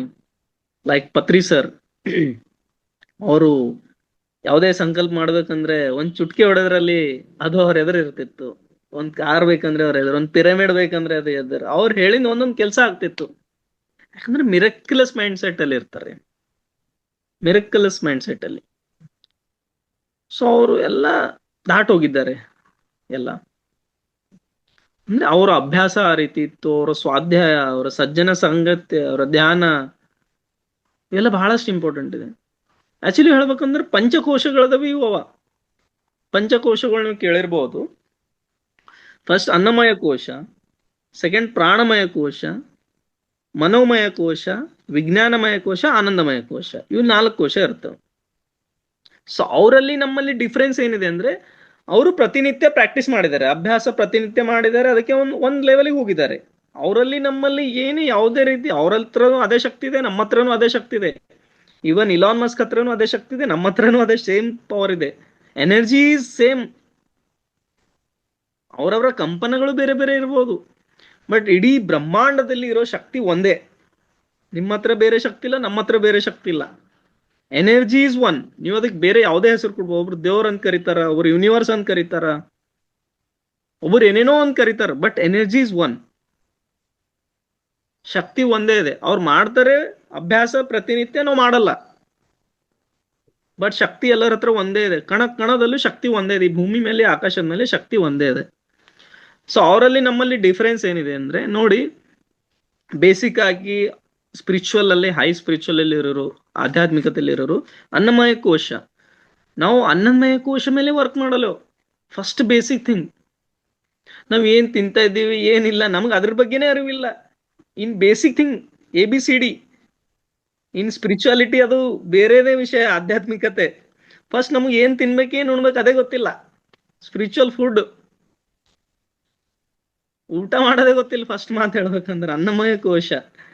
ನಾವ್ ಅಂತೂ ನನಗೆ ಇವತ್ತು ನೆಗಡಿ ಆಯ್ತು, ನನಗೆ ಜ್ವರ ಬಂತು, ನನಗ್ ಬಾಡಿ ಪೇನ್ ಆಗ್ತಾ ಇದೆ, ಏನೇನೋ ಅಂತೇವ್. ಆಕ್ಚುಲಿ ಹೇಳ್ಬೇಕಂದ್ರೆ ಇದು ನಮ್ದೇ ತಪ್ಪಲ್ಲ.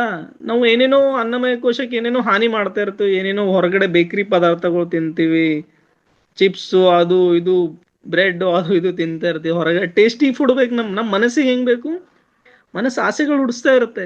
ಏನಪ್ಪ ಇದು ರೈಸ್ ಸಾಂಬಾರ್ ಬೋರ್ ಆಗ್ತದೆ ದಿನ, ಸ್ಪೆಷಲ್ ಏನಾದ್ರು ತಿನ್ನೋಣ ಅಂತ ಅನಿಸುತ್ತೆ, ಪನೀರ್ ತಿನ್ನೋಣ ಇವತ್ತು ಅನಿಸುತ್ತೆ. ಆ ರೀತಿ ಏನಿದೆ ಅಂದ್ರೆ ನಮಗೆ ಏನ್ ತಿನ್ಬೇಕು, ಏನ್ ಉಣ್ಬೇಕು, ಸ್ಪಿರಿಚುವಲ್ ಯಾವ ಟೈಮಲ್ಲಿ ಉಣ್ಬೇಕು, ಯಾವ ಟೈಮಲ್ಲಿ ಇಲ್ಲ. ಸೊ ಇವೆಲ್ಲ ಬಹಳಷ್ಟು ಇಂಪಾರ್ಟೆಂಟ್ ಇದೆ. ಹಸಿವು ಆಗದಾಗ ಉಣ್ಬೇಕು, ಹಸಿವು ಆಗ್ಲಾರ್ದೇನೆ ಉಣ್ಬೇಕು, ಅದು ಏನು ಗೊತ್ತಿಲ್ಲ. ಸೊ ಅನ್ನಮಯ ಕೋಶಕ್ಕೆ ಬಹಳ ನಾರಿಶ್ ಮಾಡ್ಬೇಕು ನಾವು, ಸಾತ್ವಿಕ ಆಹಾರ ಕೊಡ್ಬೇಕು ನಾವು. ಫುಲ್ ಫ್ರೂಟ್ಸು, ವೆಜಿಟೇಬಲ್ಸು ಇದು ಕೊಟ್ಟೆ ಅಂತ ತಿಳ್ಕೊ. ನೀರಿನ ಪದಾರ್ಥ, ನೀರಿನ ಅಂಶ ಕೊಟ್ಟಾಗ ಅದು ನಾರಿಶ್ಮೆಂಟ್. ನಮ್ಮ ಬ್ರೇನು ಮತ್ತೆ ನಮ್ಮ ಗಟ್ಟು ಎರಡೂ ಒಂದೇ ಕನೆಕ್ಷನ್ ಇದೆ. ನಮ್ಮ ಮೆದುಳಿಗೆ ಮತ್ತು ನಮ್ಮ ಹೊಟ್ಟೆಗೆ ಬೇರೆ ಬೇರೆ ಕನೆಕ್ಷನ್ ಇಲ್ಲ. ನಮ್ಮ ಹೊಟ್ಟೆ ಸರಿಯಾಗಿದ್ರೆ ನಮ್ಮ ಬ್ರೇನ್ ಕೆಲಸ ಮಾಡುತ್ತೆ, ಮೈಂಡ್ ಇದ್ರೆ ಮೈಂಡ್ ಕೆಲಸ ಮಾಡಲ್ಲ. ಯಾರೇನ್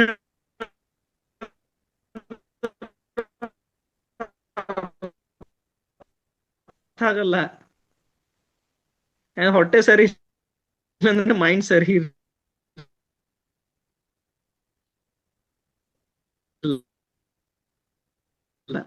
ಒಂದು ನೆಟ್ವರ್ಕ್ ಇಶ್ಯೂ. ಹಾ ವೇಗಸ್ ನರ್ವ್ ಅಂತ ಬರುತ್ತೆ. ನಾವು ಧ್ಯಾನ ಅತಿ ದೊಡ್ಡ ನರ ವೇಗಸ್ ನರ್ವ್. ಅಂದ್ರೆ ಇದಕ್ಕೆ ಇನ್ನೊಂದು ಅರ್ಥ ನಾಡಿ ಅಂತಾನು ಕರಿಬಹುದು ನಾವು. ಸುಷ್ಮನ ಪ್ರಾಣ ಅಪಾನ ಸುಷ್ಮನ, ಸುಷ್ಮನ ನಾಡಿ ಅಂತಾನು ಕರಿಬಹುದು ನಾವು. ಸೂರ್ಯ ನಾಡಿ, ಚಂದ್ರ ನಾಡಿನೂ ಕೇಳಿರ್ಬೋದು. ಎಡ ಬಲ ಸೆಂಟ್ರಲ್ ಇರೋದು ಸುಷ್ಮನ ನಾಡಿ. So that is called Vegas nerve. ನಮ್ಮ ದೇಹದಲ್ಲಿ ಸೈನ್ಸ್ ವೇಗಸ್ ನರ್ವ್ ಅಂತ ಕರೀತೆ. ಸೊ ನಮಗೆ ಯಾವುದೇ ರೀತಿ ಸ್ಟಮಕ್ ಇಶ್ಯೂಸ್ ಆಗಿರ್ಬೋದು, ಹೊಟ್ಟೆಯಿಂದ ಸಮಸ್ಯೆ ಇರ್ಬೋದು, ವೇಗಸ್ ನರ್ವ್ದೇ ಸಮಸ್ಯೆ ಆಗಿರುತ್ತೆ. ವೇಗಸ್ ನರ್ವ್ ಕರೆಕ್ಟ್ ಆಗಿ ಆಕ್ಟಿವೇಟ್ ಆಗಿಲ್ಲ ಅಂದ್ರೆ ಈ ರೀತಿ ಸಮಸ್ಯೆಗಳಾಗುತ್ತೆ. ಅದಕ್ಕೆ ಅನ್ನಮಯ ಕೋಶ ಬಹಳಷ್ಟು ಇಂಪಾರ್ಟೆಂಟ್ ಇದೆ. ಸೊ ಅನ್ನಮಯ ಕೋಶಕ್ಕೆ ನಾವು ಚೆನ್ನಾಗಿ ಇಟ್ಕೋಬೇಕು, ಬಹಳ ಇಂಪಾರ್ಟೆಂಟ್ ಇದೆ. ಇದು ಚೆನ್ನಾಗಿರ್ದೇನೆ ನಮಗೆ ಚೆನ್ನಾಗಿ ನಿದ್ದೆ ಬರುತ್ತೆ, ಡೈಜೆಷನ್ ಆಗುತ್ತೆ. ಯಾಕಂದ್ರೆ ರೋಗ ಹುಟ್ಟೋದೇ ಇಲ್ಲಿಂದ, ಅನ್ನಮಯ ಕೋಶಲಿಂದ. ಇಲ್ದ್ರೆ ಅವನಿಗೆ ಸಾಯೋವರೆಗೆ ಯಾವುದೇ ರೋಗ ಬರಲ್ಲ. ಸಹಜವಾಗಿ ನೋಡ್ರಿ, ಹುಟ್ಟೋದು ಸಹಜ ಇದೆ, ಸಾಯೋದು ಸಹಜ ಇದೆ, ಮುಪ್ಪಾಗೋದು ಸಹಜ ಇದೆ. ಬಟ್ ರೋಗ ನಾವೇನ್ ತರಿಸ್ಕೋತೀವಿ, ನಮ್ಮ ಒಂದು ಅನ್ನಮಯ ಕೋಶ ನಾವು ಕರೆಕ್ಟ್ ಆಗಿ ಇಟ್ಕೊಳ್ಳಿಲ್ಲ ಅಂದ್ರೆ ಅದ್ರಿಂದ ರೋಗ ತರಿಸ್ಕೋತೀವಿ. ಪ್ರಕೃತಿ ನೇಮ ಏನಿದೆ ಇದೆ, ಹುಟ್ಟೋದು ಸಹಜ, ಸಾಯೋದು ಸಹಜ, ಮುಪ್ಪಾಗೋದು ಸಹಜ, ಇವು ಮೂರಂತೂ ಸಹಜ. ಅದಕ್ಕೆ ಬಿಟ್ಟು ನಾವು ಏನ್ ತನ್ಕೋತೀವಿ, ಶುಗರ್ ಆಗಿರ್ಬೋದು, BP ಆಗಿರ್ಬೋದು, ಇದು ನಮ್ಮ ಪ್ರಾಬ್ಲಮ್ನಿಂದ ನಾವು ತಂದ್ಕೊಂಡಿದ್ದೇವೆ. ಇದಕ್ಕೆ ಯಾವುದೇ ರೀತಿ ನಾವು ಯಾರಿಗೂ ಬ್ಲೇಮ್ ಮಾಡಬಾರ್ದು. ಯಾವ ಯೂನಿವರ್ಸಿಟಿ ಬ್ಲೇಮ್ ಮಾಡಬಾರ್ದು ನಾವು. ಯಾಕಂದ್ರೆ ನಮ್ದು ಕರೆಕ್ಟ್ ನಾವು ಕರೆಕ್ಟ್ ಇದು ಕೊಟ್ಟಿಲ್ಲ, ನರಿಶ್ಮೆಂಟ್ ಕೊಟ್ಟಿಲ್ಲ ಬಾಡಿಗೆ. ಅದು ನಮ್ಮ ತಪ್ಪು. ನಮ್ಗೆ ಯಾವುದೇ ರೀತಿ ಕಾಯಿಲೆ ಬಂದ್ರೆ ಅದರಲ್ಲಿ ಯಾರದು ತಪ್ಪಿಲ್ಲ. ಓಕೆ, ಒಬ್ಬ ಮನುಷ್ಯ ಸ್ಮೋಕ್ ಮಾಡ್ತಾನೆ, ಈಗ ಕಂಟಿನ್ಯೂ ಸ್ಮೋಕ್ ಮಾಡ್ತಾನೆ, ಅವನ ದೇಹಕ್ಕೆ ಅವನು ಹಾನಿ ಮಾಡ್ಕೊತಾ ಇದ್ದಾನೆ. ಅದಕ್ಕೆ ಬೇರೆದೆಲ್ಲ ತಪ್ಪು? ಅವ್ರಿಗೆ ನನಗೆ ಕಲಿಸಿದ್ರು, ಇವ್ರು ನನಗೆ ಕಲಿಸಿದ್ರು. ನಿನ್ನ ಯೋಚನೆ ಎಲ್ಲಿ ಹೋಗಿದೆಪ್ಪ, ನಿನ್ನ ಮೆದುಳು ಎಲ್ಲಿ ಹೋಗಿದೆ? ಅವ್ರೇನೋ ಹೇಳ್ತಾರ, ನೀ ಏನೋ ಕೇಳ್ತೇನೆ? ನೀ ಆಧ್ಯಾತ್ಮಿಕ ಮನುಷ್ಯ ಇದ್ದೆ ಅಂದ್ಮೇಲೆ ನಮಗೆ ಫಸ್ಟ್ ಇದು ಗಮನ ಇರ್ಬೇಕು ನೋಡ್ರಿ. ಆಧ್ಯಾತ್ಮಿಕದಲ್ಲಿ ಇದ್ದೇವಂದ್ರೆ ಎಷ್ಟು ಉಣ್ಬೇಕು, ಎಷ್ಟಿಲ್ಲ. ಹೇಳ್ತಾರಲ್ಲ ಪತ್ರಿಜಿಯವ್ರು, ಹಿತವಾಗಿ ಮಿತವಾಗಿ ಅಂತ, ಕ್ವಾಲಿಟಿ ಕ್ವಾಂಟಿಟಿ. ಸೊ ಇದು ಬಹಳಷ್ಟು ಇಂಪಾರ್ಟೆಂಟ್ ಇದೆ. ಫಸ್ಟ್ ನಾವು ಇದು ಕೇರ್ ಮಾಡ್ಬೇಕು. ಫಸ್ಟ್ ನಮ್ ದೇಹ ಚೆನ್ನಾಗಿದ್ರೆ ನಾವು ಸಾಧನೆ ಮಾಡ್ಬೋದ್ರಿ. ನಮ್ ದೇಹನೇ ವರ್ಕ್ ಮಾಡತ್ತಿಲ್ಲ, ನಮಗ್ ಧ್ಯಾನಕ್ಕೂ ಕೂಳಕ್ ಆಗ್ತಿಲ್ಲ ಅಂದ್ರೆ ನಾವು ಮುಂದೆ ಆಧ್ಯಾತ್ಮಿಕದಲ್ಲಿ ಮುಂದೆ ಹೋಗ್ಲಕ್ಕೂ ಸಾಧ್ಯ ಇಲ್ಲ. ಫಸ್ಟ್ ದೇಹ ಚೆನ್ನಾಗಿರ್ಬೇಕಂದ್ರೆ ಒಳ್ಳೆ ಬೆಳಗ್ಗೆ ಎದ್ದ ತಕ್ಷಣ ಧ್ಯಾನ ಮಾಡ್ಬೇಕು. ನಾವು ಕಂಟಿನ್ಯೂ 3 ಗಂಟೆ ಧ್ಯಾನ ಮಾಡ್ಬೇಕು, ಅದು ನಾ ಹೇಳ್ತಿಲ್ಲ. ಸೊ ಕರೆಕ್ಟ್ ಆಗಿ ಪ್ರಾಣಾಯಾಮನು ಮಾಡ್ಬೇಕು, ಒಂದು 5 ಮಿನಿಟ್ಸ್. ಸ್ವಲ್ಪ ಬಾಡಿ ಮೂವ್ಮೆಂಟ್ಸ್. ನೀವು ಏನಾದ್ರೂ ಕೆಲಸ ಮಾಡಿ, ಮನೆಯಲ್ಲಿ ಏನಾದ್ರೂ ಕೆಲಸ ವರ್ಕ್ ಮಾಡಿ, ಅಥವಾ ವರ್ಕ್ ಏನೂ ಇಲ್ಲ ಅಂದ್ರೆ ಎಕ್ಸಸೈಸ್ ಮಾಡಿ. ವರ್ಕ್ ಇದ್ರೆ ವರ್ಕ್ ಮಾಡಿ. ಬಹಳ ನಂಗೆ ಸೀನಿಯರ್ ಪಿರಮಿಡ್ ಮಾಸ್ಟರ್ ಹೇಳ್ತಾರೆ, ಏಯ್ ಪತ್ರಿ ಸರ್ ಕ್ಯಾ ಹಾತ್ ಪೈರ್ ಉಠಾನೆ ಬೋಲೆ, ಅವ್ರೇನ್ ಕೈ ಕಾಲ ಎತ್ತು ಅಂತ ಹೇಳಿದಾರೆ. ಹಂಗಲ್ಲತ್ತಿಲ್ಲಪ್ಪ, ಅವ ಮನುಷ್ಯ ಮನೆ ಕೆಲಸನೇ ಮಾಡಲ್ಲ, ಹೋಗಿ ಆಫೀಸ್ನಲ್ಲಿ ಹೋಗಿ ಕೂಡ್ತಾನೆ ಬೆಳಗ್ಗೆಯಿಂದ ಸಂಜೆವರೆಗೆ. ಅವ್ನ ಬಾಡಿನೇ ಮೂವ್ಮೆಂಟ್ ಆಗಿಲ್ಲ ಅಂದ್ರೆ ಅವ ಏನ್ ಮಾಡ್ಬೇಕು? ಕೆಲಸ ಅದಂದ್ರೆ ಕೆಲಸ ಮಾಡ್ರಿ, ಅದರಲ್ಲೂ ನಮ್ಮ ಎಕ್ಸಸೈಸ್ ಆಗುತ್ತೆ ನಮ್ ಕೆಲಸ ಮಾಡ್ತಾ ಮಾಡ್ತಾ. ಇಲ್ಲ ಅಂದ್ರೆ ಎಕ್ಸಸೈಸ್ ಮಾಡ್ಬೇಕು, ಸ್ವಲ್ಪ ಬ್ರೀತಿಂಗ್ ಎಕ್ಸಸೈಸಸ್, ಸ್ವಲ್ಪ ಪ್ರಾಣಾಯಾಮ ಅದು ಇದು ಮಾಡ್ಬೇಕು. ಅದ ತಕ್ಷಣ ಧ್ಯಾನನೂ ಮಾಡ್ಬೇಕು, ಕಂಟಿನ್ಯೂ ನಾವು ರೆಗ್ಯುಲರ್ ಆಗಿ ಧ್ಯಾನನೂ ಮಾಡ್ಬೇಕು. ಸೊ ಒಳ್ಳೆ ಆಹಾರ ಕೊಡ್ಬೇಕು, ಅದಕ್ಕೆ ಫುಲ್ ಒಳ್ಳೆ ನಾರಿಶ್ಮೆಂಟು.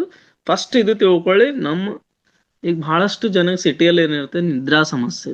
ಈಗ ಬಹಳಷ್ಟು ಫಾರಿನ್ ಅಲ್ಲಿ ಅಮೇರಿಕಾ, ಲಂಡನ್, ಈ ಈ ದೇಶಗಳೆಲ್ಲ ಬಹಳ ನಿದ್ರೆ ಸಮಸ್ಯೆ ಇದೆ. ಅವ್ರಿಗೆ ನಿದ್ರೆನೇ ಬರಲ್ಲ. ಎಷ್ಟು ಸ್ಲೀಪಿಂಗ್ ಟ್ಯಾಬ್ಲೆಟ್ ಅದು ಇದು ತಕೊಂಡ್ರು ನಿದ್ರೆನೇ ಬರಲ್ಲ ಅವ್ರಿಗೆ. ಇವಾಗ ನಮ್ಮ ಬೆಂಗಳೂರು ಸಿಟಿಯಲ್ಲೂ ಹಂಗೆ ಆಗುತ್ತೆ. ಬೆಂಗಳೂರಲ್ಲೂ ಆಲ್ಮೋಸ್ಟ್ ಅಲ್ಲಿ ರಿಸರ್ಚ್ ಹೇಳುತ್ತೆ, ಅಲ್ಲಿ ಬಹಳ ಕಾರ್ಪೊರೇಟ್ಸ್ IT ಎಂಪ್ಲಾಯೀಸ್ಗಳಿಗೆ ನಿದ್ದೆನೆ ಬರಲ್ಲ ಅಂತೆ. ಯಾಕಂದ್ರೆ ಸ್ಮಾರ್ಟ್ ಫೋನ್ ಈಗ ಇದೆ, ಸಿಸ್ಟಮ್ ಅಲ್ಲಿ ಕೂಳ್ತಿರ್ತಾರೆ ಬೆಳಗ್ಗೆಯಿಂದ ಸಂಜೆವರೆಗೆ. ಮತ್ ಒಂದ್ ಮೂವಿ ನೋಡ್ತಾರೆ, ಸ್ವಲ್ಪ ಅದು ಇದು ಏನೇನೋ ಚೆಕ್ ಮಾಡ್ತಾರೆ, ಯೂಟ್ಯೂಬ್ ಅದು ಇದು ಅಂತ. ಅದು ಏನಾಗುತ್ತೆ ಅಂದ್ರೆ ನಿದ್ರೇನೆ ಅದು ಸಮಸ್ಯೆ ಆಗ್ತಾ ಆಗ್ತಾ ಆಗ್ತಾ ಹೋಗುತ್ತೆ. ಈ ರೀತಿ ಚೆನ್ನಾಗಿ ನಾವು ನಿದ್ದೆ ಮಾಡಬೇಕು. ನಿದ್ದೆ ಬರಲಿಲ್ಲ ಅಂದ್ರೆ ಧ್ಯಾನ ಮಾಡಿ, ಬ್ರೀತಿಂಗ್ ಅಬ್ಸರ್ವೇಷನ್ ಮಾಡಿ. ನಿದ್ದೆ ಬಂದ್ಬಿಡ್ತಾ ಮಲ್ಕೊಂಡ್ಬಿಡಿ. ನಿದ್ದೆ ಬಂದ್ರು ನೀವು ಮತ್ತೆ ಧ್ಯಾನ ಮಾಡೋದಕ್ಕೆ ಕೊಡ್ಬೇಡ್ರಿ. ನಿದ್ದೆ ಬಂದ್ರೆ ನಿದ್ದೆ ಮಾಡಬೇಡಿ. ನಿದ್ದೆ ಮತ್ತು ಧ್ಯಾನ ಅಷ್ಟೇ ಇದೆ. ಸ್ವಲ್ಪ ಧ್ಯಾನದಲ್ಲಿ ಹೆಚ್ಚಿಗೆ ಶಕ್ತಿ ಸಿಗುತ್ತೆ ನಮ್ಗೆ, ನಿದ್ದೆಯಲ್ಲಿ ಕಡಿಮೆ ಶಕ್ತಿ ಸಿಗುತ್ತೆ. ಎರಡಲ್ಲೂ ಸಿಗೋದು ಕಾಸ್ಮಿಕ್ ಎನರ್ಜಿನೇ. ಅದರಲ್ಲಿ ಸಿಗಲ್ಲ ಅಂತ ಹೇಳ್ತಾ ಇಲ್ಲ ನಾನು. ಅದರಲ್ಲಿ ಮಲಗಿದಾಗ ಕಮ್ಮಿ ಶಕ್ತಿ ಸಿಗುತ್ತೆ, ಧ್ಯಾನ ಮಾಡಿದಾಗ ಜಾಸ್ತಿ ಶಕ್ತಿ ಸಿಗುತ್ತೆ. ಸೀನಿಯರ್ ಮಾಸ್ಟರ್ಸ್ ಹೇಳ್ತಾರೆ, ನಾನು 3 ಅವರ್ಸ್ ಮಲಗಿತೀನಿ, ನಾನು 2 ಅವರ್ಸ್ ಮಲಗ್ತೀನಿ. ಯಾಕಂದ್ರೆ ಅವ್ರದವ್ರ ಪ್ಯಾಟರ್ನ್ ಚೇಂಜಸ್ ಆಗಿರುತ್ತೆ. ಅವ್ರದವ್ರ ದೇಹಕ್ಕೆ ಅನುಗುಣವಾಗಿ, ಅವ್ರದವ್ರ ಬ್ರೈನಿಗೆ ಅನುಗುಣವಾಗಿ ಅದು ಸೆಟ್ ಆಗಿರುತ್ತೆ. ಪ್ರತಿಯೊಬ್ಬರಿಗೂ ಅದು ಅನ್ವಯ ಆಗೋದಿಲ್ಲ. ಸೊ ನಮಗೆ ಎಷ್ಟು ನಿದ್ದೆ ಬೇಕು ಅದು ನಮ್ಮ ದೇಹ ಹೇಳುತ್ತೆ, ಎಷ್ಟು ಧ್ಯಾನ ಮಾಡಬೇಕು ಅಷ್ಟು ನಮ್ಮ ದೇಹ ಹೇಳುತ್ತೆ. ಯಾವುದು ಫೋರ್ಸ್ಫುಲ್ಲಿ ಮಾಡಕ್ ಹೋಗ್ಬೇಡ್ರಿ. ಫೋರ್ಸ್ಫುಲ್ಲಿ ಒಬ್ಬರು ಐ ಆಮ್ ಸೀರಿಯಸ್ ಮೆಡಿಟೇಟರ್, ನಾನು ಧ್ಯಾನ ಮಾಡೇ ಮಾಡ್ತೀನಿ ಅಂತಾರೆ. Meditation is not for seriousness. ಇದು ಸೀರಿಯಸ್ ಆಗಕ್ ಮಾಡೋದಿಲ್ಲ. ಮೆಡಿಟೇಷನ್ ಮಾಡೋದು ರಿಲ್ಯಾಕ್ಸ್ ಆಗಕ್ ಮಾಡೋದು. ಮೆಡಿಟೇಷನ್ ಯಾವ ಬಿ ಸೀರಿಯಸ್ ಆಗಕ್ ಮೆಡಿಟೇಷನ್ ಯಾವುದೇ ರೀತಿ ಇರೋ ಸಿದ್ಧಿ ಪ್ರಾಪ್ತಿ ಮಾಡಕ್ ಮೆಡಿಟೇಷನ್ ಮಾಡ್ಬಾರ್ದು ನಾವು. ಅವು ಸಿದ್ಧಿ ಎಲ್ಲ ಆಟೋಮೆಟಿಕ್ ಆಗ್ತಾ ಇರ್ತವೆ. ಊರು ನಾ ಧ್ಯಾನ ಮಾಡಿ ಏನೇನೋ ಸಿದ್ಧಿ ಮಾಡ್ತೀನಿ, ಥರ್ಡ್ ಆಕ್ಟಿವೇಟ್ ಮಾಡ್ಕೋತೀನಿ, ಏನೇನೋ ನಾ ಹೇಳಿದ ಆಗ್ಬೇಕು, ಅದು ಆಗ್ಬೇಕು, ಇದು ಆಗ್ಬೇಕು, ನನಗೆ ಸಿದ್ಧಿಗಳು ಪ್ರಾಪ್ತ ಆಗುತ್ತೆ. ಅವೆಲ್ಲ ಏನಿಲ್ಲ, ಅವೆಲ್ಲ ಸುಳ್ಳು. ಮೆಡಿಟೇಷನ್ ಮಾಡದೆ ನಮ್ಮ ಜೀವನದಲ್ಲಿ ರಿಲ್ಯಾಕ್ಸ್ ಆಗೋಕೆ, ನಮ್ಮ ಟೆನ್ಷನ್ ಇಂದ ನಾವು ಮುಕ್ತ ಆಗೋಕೆ. ಸೊ ಡೇ ಲೈಫ್ ನಾವು ಜಾಬ್ ಮಾಡೋರಿಗಂತೂ ಧ್ಯಾನ ಬೇಕೇ ಬೇಕು. ಯಾಕಂದ್ರೆ ಸ್ವಲ್ಪ ಕ್ಷಣ ಅವರು ಧ್ಯಾನದಲ್ಲಿ ಕಳೆದ್ರೆ ತುಂಬಾ ಬಹಳಷ್ಟು ಚೇಂಜಸ್ ಆಗುತ್ತೆ ಅವರಿಗೆ. ಸೊ ಅದಕ್ಕೆ ನಾವು ಡೇ ಲೈಫಲ್ಲಿ ಧ್ಯಾನವನ್ನು ಅಳವಡಿಸ್ಕೋಬೇಕು. ಸೊ ನಾನು ಎಲ್ಲಿದ್ದೆ, ನನ್ಗೆ ನೆನಪೋಯ್ತು, ಫ್ಲೋ ಅಲ್ಲಿ ಹೋಗ್ಬಿಟ್ಟೆ ಬಹಳ. ಮೇಡಮ್ ಸ್ವಲ್ಪ ನೆನಪು ಕೊಡ್ತೀರೇನ್? ಸರ್, ಮೆಡಿಟೇಷನ್ ನಾವು ಮಾಡ್ತಾ ಇರ್ಬೇಕು. ಯಾಕಂತಂದ್ರೆ ಕೆಲಸ ಮಾಡಿದ್ರು ಮೆಡಿಟೇಷನ್ ಒಂದು ಶಕ್ತಿ ಬೇಕಲ್ಲ, ಅದಕ್ಕೆ ಮೆಡಿಟೇಷನ್ ಮಾಡ್ಬೇಕು ಅಂತ ಹೇಳ್ತಾರೆ. ಮತ್ತೆ ಫೋರ್ಸ್ ಮಾಡಬಾರ್ದು, ಫೋರ್ಸ್ ಆಗಿ ಧ್ಯಾನವನ್ನ ಮಾಡಬಾರ್ದು. Thank you. ಸೊ ಅದೇ ನಿದ್ರೆಯಲ್ಲೂ ಅಷ್ಟೇ, ನಿದ್ರೆಯಲ್ಲಿ ಸ್ವಲ್ಪ ಕಡಿಮೆ ಸಿಗುತ್ತೆ, ಧ್ಯಾನದಲ್ಲಿ ಜಾಸ್ತಿ ಕಾಸ್ಮಿಕ್ ಎನರ್ಜಿ ಸಿಗುತ್ತೆ ನಮಗೆ.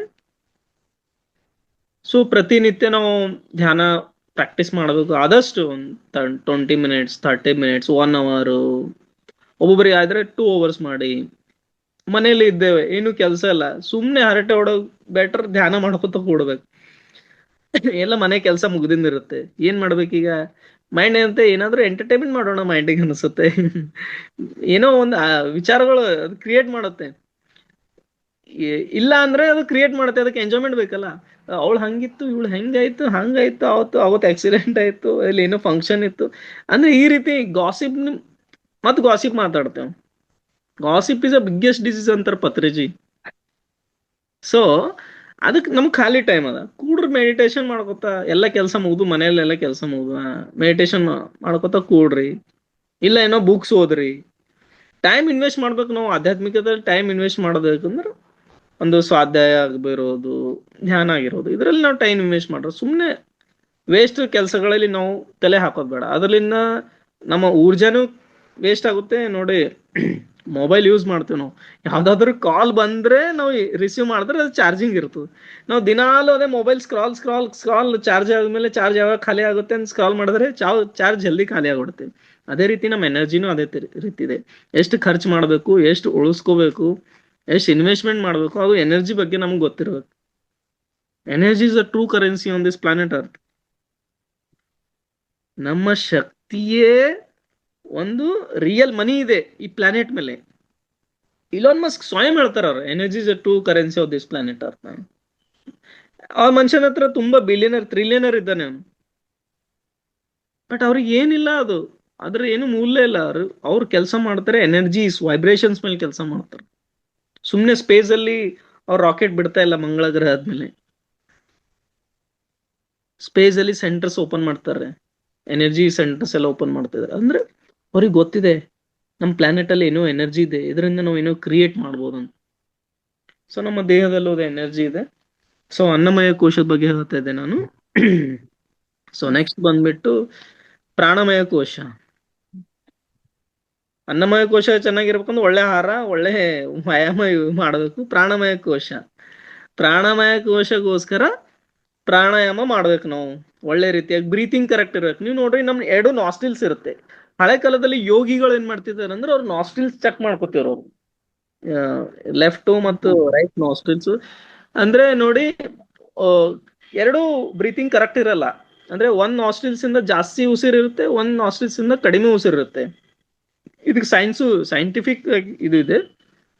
ಸೊ ಲೆಫ್ಟ್ ನಾಸ್ಟಿಲ್ಸ್ ಏನಿದೆ ಅಂದ್ರೆ ನಮ್ಮ ಮೆಡಿಟೇಷನ್ ಅದು ಇದು ಕ್ಲೋಸ್ ಆಗಿದೆ ಅಂದ್ರೆ ಮೆಡಿಟೇಷನ್ ಅದು ಇದು ಮಾಡ್ಬೇಕು, ನೀರು ಜಾಸ್ತಿ ಕುಡಿಬೇಕು, ಇದು ನೇಚರಲ್ಲಿ ಹೋಗ್ಬೇಕು, ಈ ರೀತಿ ಇರುತ್ತೆ. ಸೊ ರೈಟ್ ನಾಸ್ಟಿಲ್ಸ್ ಬಂದ್ಬಿಟ್ಟು ಡೈಜೆಷನ್ ಫ್ಯಾಕ್ಟರ್ ಇರುತ್ತೆ. ರೈಟ್ ನಾಸ್ಟ್ರಿಲ್ಸ್ ನಮ್ಮ ಬ್ಲಾಕ್ ಇದೆ ಅಂದ್ರೆ ನಮಗೆ ನೆಗಡಿ ಬರುತ್ತೆ, ಬಾಡಿ ಕೋಲ್ಡ್ ಆಗಿಬಿಡುತ್ತೆ, ಬೇಗವಾಗಿ ಕೋಲ್ಡ್ ಆಗಿಬಿಡುತ್ತೆ. ರೈಟ್ ನಾಸ್ಟ್ರಿಲ್ಸ್ ಕ್ಲೋಸ್ ಇದೆ ಅಂದ್ರೆ.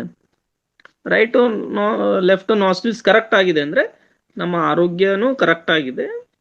ಸೊ ನಾವು ಬ್ರೈನು ಕರೆಕ್ಟ್ ಆಗಿ ಕೆಲಸ ಮಾಡ್ತಾ ಇರುತ್ತೆ ಅಂತ ಅರ್ಥ. ಅದಕ್ಕೆ ಹಳೆ ಕಾಲದಲ್ಲಿ ಸ್ವಲ್ಪ ಯೋಗಿಗಳು ಧ್ಯಾನ ಮಾಡೋಕ್ಕಿಂತ ಮುಂಚೆ ಸ್ವಲ್ಪ ಅನುಲೋಮ ವಿಲೋಮ ಮಾಡಿ ಧ್ಯಾನ ಕೂಡ್ತಿದ್ರು. ಅವರು 2 ನಾಸ್ಟ್ರಿಲ್ಸ್ ಬ್ರೀತಿಂಗ್ ಕರೆಕ್ಟ್ ಆಗಿದೆ ಇಲ್ಲ ಅಂತ ಹೇಳಿ ಚೆಕ್ ಮಾಡ್ಕೋತಿರು, ಚೆಕ್ ಮಾಡ್ಕೊಂಡು ಧ್ಯಾನ ಕೂಡ್ತಿರು. ಸೊ ಪ್ರಾಣಮಯ ಕೋಶಗೋಸ್ಕರ ನಾವು ಪ್ರಾಣ ಜಾಸ್ತಿ ಮಾಡ್ಕೋಬೇಕು. ನಮ್ಮ ಎನರ್ಜಿ ವೇಸ್ಟ್ ಮಾಡ್ಕೋಬಾರ್ದು ನಾವು. ಯಾವುದೇ ವೇಸ್ಟ್ ಕೆಲಸದಲ್ಲಿ ನಮಗೆ ಎಲ್ಲಿ ಪ್ರಾಣ ಜಾಸ್ತಿ ಸಿಗ್ತಾ ಇರುತ್ತೆ ನೇಚರಲ್ಲಿ ಹೋದ್ರೆ ನಮಗೆ ಎನರ್ಜಿ ಜಾಸ್ತಿ ಆಗುತ್ತೆ. ಧ್ಯಾನ ಒಂದು ನಮ್ಮ ಸಜ್ಜನ ಸಂಗತದಲ್ಲಿ ಎನರ್ಜಿ ಜಾಸ್ತಿ ಆಗುತ್ತೆ. ನಮಗ್ ಖುಷಿ ಅದು ನಾವು ಯಾವ್ದು ಕೆಲಸ ಮಾಡೋದ್ರೆ ನಮ್ಗೆ ಖುಷಿ ಆಯ್ತು. ಒಬ್ರಿಗೆ ಸಂಗೀತ ಹಾಡೋದ್ರಿಂದ ಖುಷಿ ಆಯ್ತದ, ಒಬ್ರಿಗೆ ಡಾನ್ಸ್ ಮಾಡೋದ್ರಿಂದ ಖುಷಿ ಆಗುತ್ತೆ, ಒಬ್ರಿಗೆ ಏನೋ ಬಟ್ಟೆ ಹೊಲಿಯೋದ್ರಿಂದ ಖುಷಿ ಆಗುತ್ತೆ. ಏನೋ ನಮಗ್ ಏನ್ ಖುಷಿ ಆಯ್ತದಲ್ಲ ಅದ್ರಲ್ಲಿ ನಮ್ಮ ಪ್ರಾಣ ಶಕ್ತಿ ಜಾಸ್ತಿ ಆಗುತ್ತೆ. ಕ್ರಿಯೇಟಿವಿಟಿಲಿ ನಮ್ಮ ಪ್ರಾಣ ಶಕ್ತಿ ಜಾಸ್ತಿ ಆಗಿರುತ್ತೆ. ಸೊ ನಾವು ಕ್ರಿಯೇಟಿವಿಟಿ ಮಾಡ್ತಾ ಇರ್ಬೇಕು. ಸೊ ಥರ್ಡ್ ಒನ್ ಈಸ್ ಮನೋಮಯ ಕೋಶ. ಮನೋಮಯ ಕೋಶ ನಿಮ್ಗೆ ಗೊತ್ತಿದೆ, ಮೈಂಡ್. ಇದಕ್ಕೆ ಬೇರೆ ಯಾವುದೇ ಇಲ್ಲ, ಧ್ಯಾನ ಒಂದೇ, ಬೇರೆ ಟೆಕ್ನಿಕ್ ಇಲ್ಲ ಇದಕ್ಕೆ. ಧ್ಯಾನ ಒಂದೇ, ನಾವು ಸ್ಥಿರವಾಗಿ ಇಟ್ಕೋಬೇಕು ನಮ್ಮ ಬ್ರೈನ್. ನಮ್ಮ ಮನೋಮಯ ಕೋಶ ಇರೋದಂದ್ರೆ ಯಾರೋ ಅಂತಾರ ನೋಡ್ರಿ, ಸೈಕೋ ಇದಾರೆ ಇವ್ರು, ಹೇಳಿಂದ ಕೇಳ್ತಾ ಇಲ್ಲ ಅಂತ ಹೇಳ್ತಾರಲ್ಲ. ಇವ್ರ ಬ್ರೈನ್ ನಿನ್ನೆ ಒಂದ್ ಹೇಳ್ತಾರೆ, ಇವತ್ತೊಂದು ಹೇಳ್ತಾರೆ, ಇವ್ರ ಬ್ರೈನ್ ಸರಿಯಾಗಿಲ್ಲ ಅಂತ ಹೇಳ್ತೇವೆ ನೋಡ್ರಿ ನಾವು. ಯಾಕಂದ್ರೆ ನಮ್ಮ ಮನೋಮಯ ಕೋಶ ಸರಿಯಾಗಿರಲ್ಲ. ಏನ್ ಇವನು ಗಂಟೆಗೆ ಬದಲಾಯಿಸ್ತಾನೆ, ಏನ್ ಸ್ಥಿರತೆನೇ ಇಲ್ಲ ಅಂತ ಹೇಳ್ತೀವಲ್ಲ. ಅದಕ್ಕೋಸ್ಕರ ನಮ್ಮ ಮನೋಮಯ ಕೋಶ ಕರೆಕ್ಟ್ ಇಲ್ಲ ಅಂತ ಹೇಳ್ತೇವೆ. ಅಂದ್ರೆ ಸ್ಟೆಬಿಲಿಟಿ ಇರೋದಿಲ್ಲ ಮೈಂಡ್. ಏನ್ ಮಾಡ್ಬೇಕು ಅವ್ರಿಗೆ ಒಂದು ಕ್ಲಾರಿಟಿ ಇರೋದಿಲ್ಲ, ಉದ್ದೇಶನೇ ಕ್ಲಾರಿಟಿ ಇರೋದಿಲ್ಲ. ಫಸ್ಟ್ ಮಾತ್ ಅವ್ರಿಗೆ ಏನ್ ಮಾಡ್ಬೇಕು ಏನಿಲ್ಲನೇ ಗೊತ್ತಿರೋದಿಲ್ಲ. ಒಂದ್ ಮಾಡಕ್ ಹೋದ್ರೆ ಇನ್ನೊಂದ್ ಆಗುತ್ತೆ. ಈ ರೀತಿ ಅಂದ್ರೆ ಕ್ಲಾರಿಟಿ ಬೇಕು, ಒಳ್ಳೆ ಅಟೆನ್ಷನ್, ಏಕಾಗ್ರತೆ ಇರೋದಿಲ್ಲ. ಸೊ ಮನೋಮಯ ಕೋಶ ಕರೆಕ್ಟ್ ಆಗಿರ್ಬೇಕಂದ್ರೆ ನಾವು ಏಕಾಗ್ರತೆ ಬಹಳಷ್ಟು ಇಂಪಾರ್ಟೆಂಟ್. ಆ ಏಕಾಗ್ರತೆಯಿಂದ ಒಂದು ಉದ್ದೇಶ, ಅಟೆನ್ಷನ್ ಇದ್ರೇನೆ ಒಂದು ಉದ್ದೇಶ ಕರೆಕ್ಟ್ ಆಗಿರುತ್ತೆ. ಅಟೆನ್ಷನ್ ಇಂಟೆನ್ಷನ್ ಎರಡು ಒಂದೇ. ಸೊ ಏಕಾಗ್ರತೆ ಇದ್ದಾಗ ಒಂದು ಕ್ಲಿಯರ್ ನಮಗೆ ಇಂಟೆನ್ಷನ್ ಗೊತ್ತಾಗುತ್ತೆ, ಹಾ ನಾವು ಇದು ಮಾಡ್ಬೇಕಪ್ಪ, ಇದರಿಂದ ಒಳ್ಳೇದಾಗುತ್ತೆ. ಸೊ ಮನೋಮಯ ಕೋಶಗೋಸ್ಕರ ಪ್ರತಿನಿತ್ಯ ಧ್ಯಾನ ಮಾಡ್ಬೇಕು ನಾವು. ಧ್ಯಾನ ಇದು ಮನೋಮಯ ಕೋಶ ಧ್ಯಾನ ಬಂತು. ವಿಜ್ಞಾನಮಯ ಕೋಶ ಬಂತು. ವಿಜ್ಞಾನಮಯ ಕೋಶ ಅಂದ್ರೆ ವಿಸ್ಡಮ್, ಜ್ಞಾನ. ಇವತ್ತು ನಾವು ಮಾಡ್ತಾ ಇದೀವಲ್ಲ, ಈಗ ಮಾಡೋದು ನಾವು ವಿಜ್ಞಾನಮಯ ಕೋಶನೇ. ಈಗ ನಾವು ಸಜ್ಜನ ಸಂಗತಿ ಮಾಡ್ತಾ ಇದ್ದೇವಲ್ಲ ನಾವು, ಸ್ವಾಧ್ಯಾಯ, ಇದು ವಿಜ್ಞಾನಮಯ ಕೋಶ. ಆಕ್ಚುಲಿ ಇದೇ ವಿಜ್ಞಾನಮಯ ಕೋಶ. ನೀವೆಲ್ಲ ನಾಲೆಜ್ ತಗೋತಾ ಇದ್ದೀರಿ, ನಾ ಏನು ಹೇಳ್ತಾ ಇದ್ದೀನಿ, ನಿಮ್ಮಿಂದ ನಾನು ಕಲಿತಾ ಇದ್ದೀನಿ, ನನ್ನಿಂದ ನೀವು ಕಲಿತಾ ಇದ್ದೀರಿ. ಸೊ ದಿಸ್ ಇಸ್ ಕಾಲ್ಡ್ ವಿಜ್ಞಾನಮಯ ಕೋಶ. ಪತ್ರಿ ಸರ್ ಹೇಳ್ತಾರಲ್ಲ ಸ್ವಾಧ್ಯಾಯ ಮಾಡ್ಬೇಕಂತ, ಇದು ಅದೇ ಪಾರ್ಟ್ ಇದೆ. ಧ್ಯಾನ ಆದ್ಮೇಲೆ ಸ್ವಾಧ್ಯಾಯ, ಇದೇ ವಿಜ್ಞಾನಮಯ ಕೋಶ. ಇದರಿಂದ ನಮಗ್ ಜ್ಞಾನ ಹೆಚ್ಚಾಗುತ್ತಾ ಹೋಗುತ್ತೆ. ನಮ್ಗೆ ಎಲ್ಲಿ ಪ್ರತಿಕ್ರಿಯೆ ಕೊಡ್ಬೇಕು, ಎಲ್ಲಿ ರೆಸ್ಪಾಂಡ್ ಮಾಡ್ಬೇಕು, ಎಲ್ಲಿ ರಿಯಾಕ್ಷನ್ ಮಾಡ್ಬೇಕು ಅಂತ ಗೊತ್ತಾಗುತ್ತೆ. ಸೊ ಯಾರ ಜೊತೆ ನಾವು ಕಿರಿಕಿರಿ ಮಾಡೋದು ಅಂದ್ರೆ ಯಾರೋ ಏನೋ ಅಂದ್ರು ಅಂತ ತಿಳ್ಕೊಂಡು ನಾವು ತಲೆ ಕೆಡಿಸ್ಕೊಳ್ಳೋದಿಲ್ಲ. ಯಾಕಂದ್ರೆ ನಮ್ಮ ಹತ್ರ ಜ್ಞಾನ ಇದೆ, ವಿಸ್ಡಮ್ ಇದೆ. ಎಲ್ಲಿ ತಪ್ಪು ಮಾಡ್ತೇನೆ ಎಲ್ಲಿಲ್ಲ ನನಗೆ ಗೊತ್ತಾಗುತ್ತೆ. ನನ್ನ ಹತ್ರ ಜ್ಞಾನ ಇಲ್ಲ ಅಂದ್ರೆ ಏನು ಗೊತ್ತಾಗಲ್ಲ, ಯಾಕಂದ್ರೆ ನಾನು ಜ್ಞಾನಿ ವ್ಯಕ್ತಿ. ಈಗ ಅಜ್ಞಾನಿಗಳಿಗೆ ಕ್ಷಮೆ ಇದೆ, ಜ್ಞಾನಿಗಳಿಗೆ ಕ್ಷಮೆ ಇಲ್ಲ. ಭಗವದ್ಗೀತೆನಲ್ಲೇ ಹೇಳಿದೆ. ನಿನ್ನ ಹತ್ರ ಜ್ಞಾನ ಇಲ್ಲ ಅಂದ್ರೆ ನಿಂಗೆ ಕ್ಷಮೆ ಇದೆ, ನೀ ಏನೋ ತಪ್ಪು ಮಾಡಿದಿ ಕ್ಷಮೆ.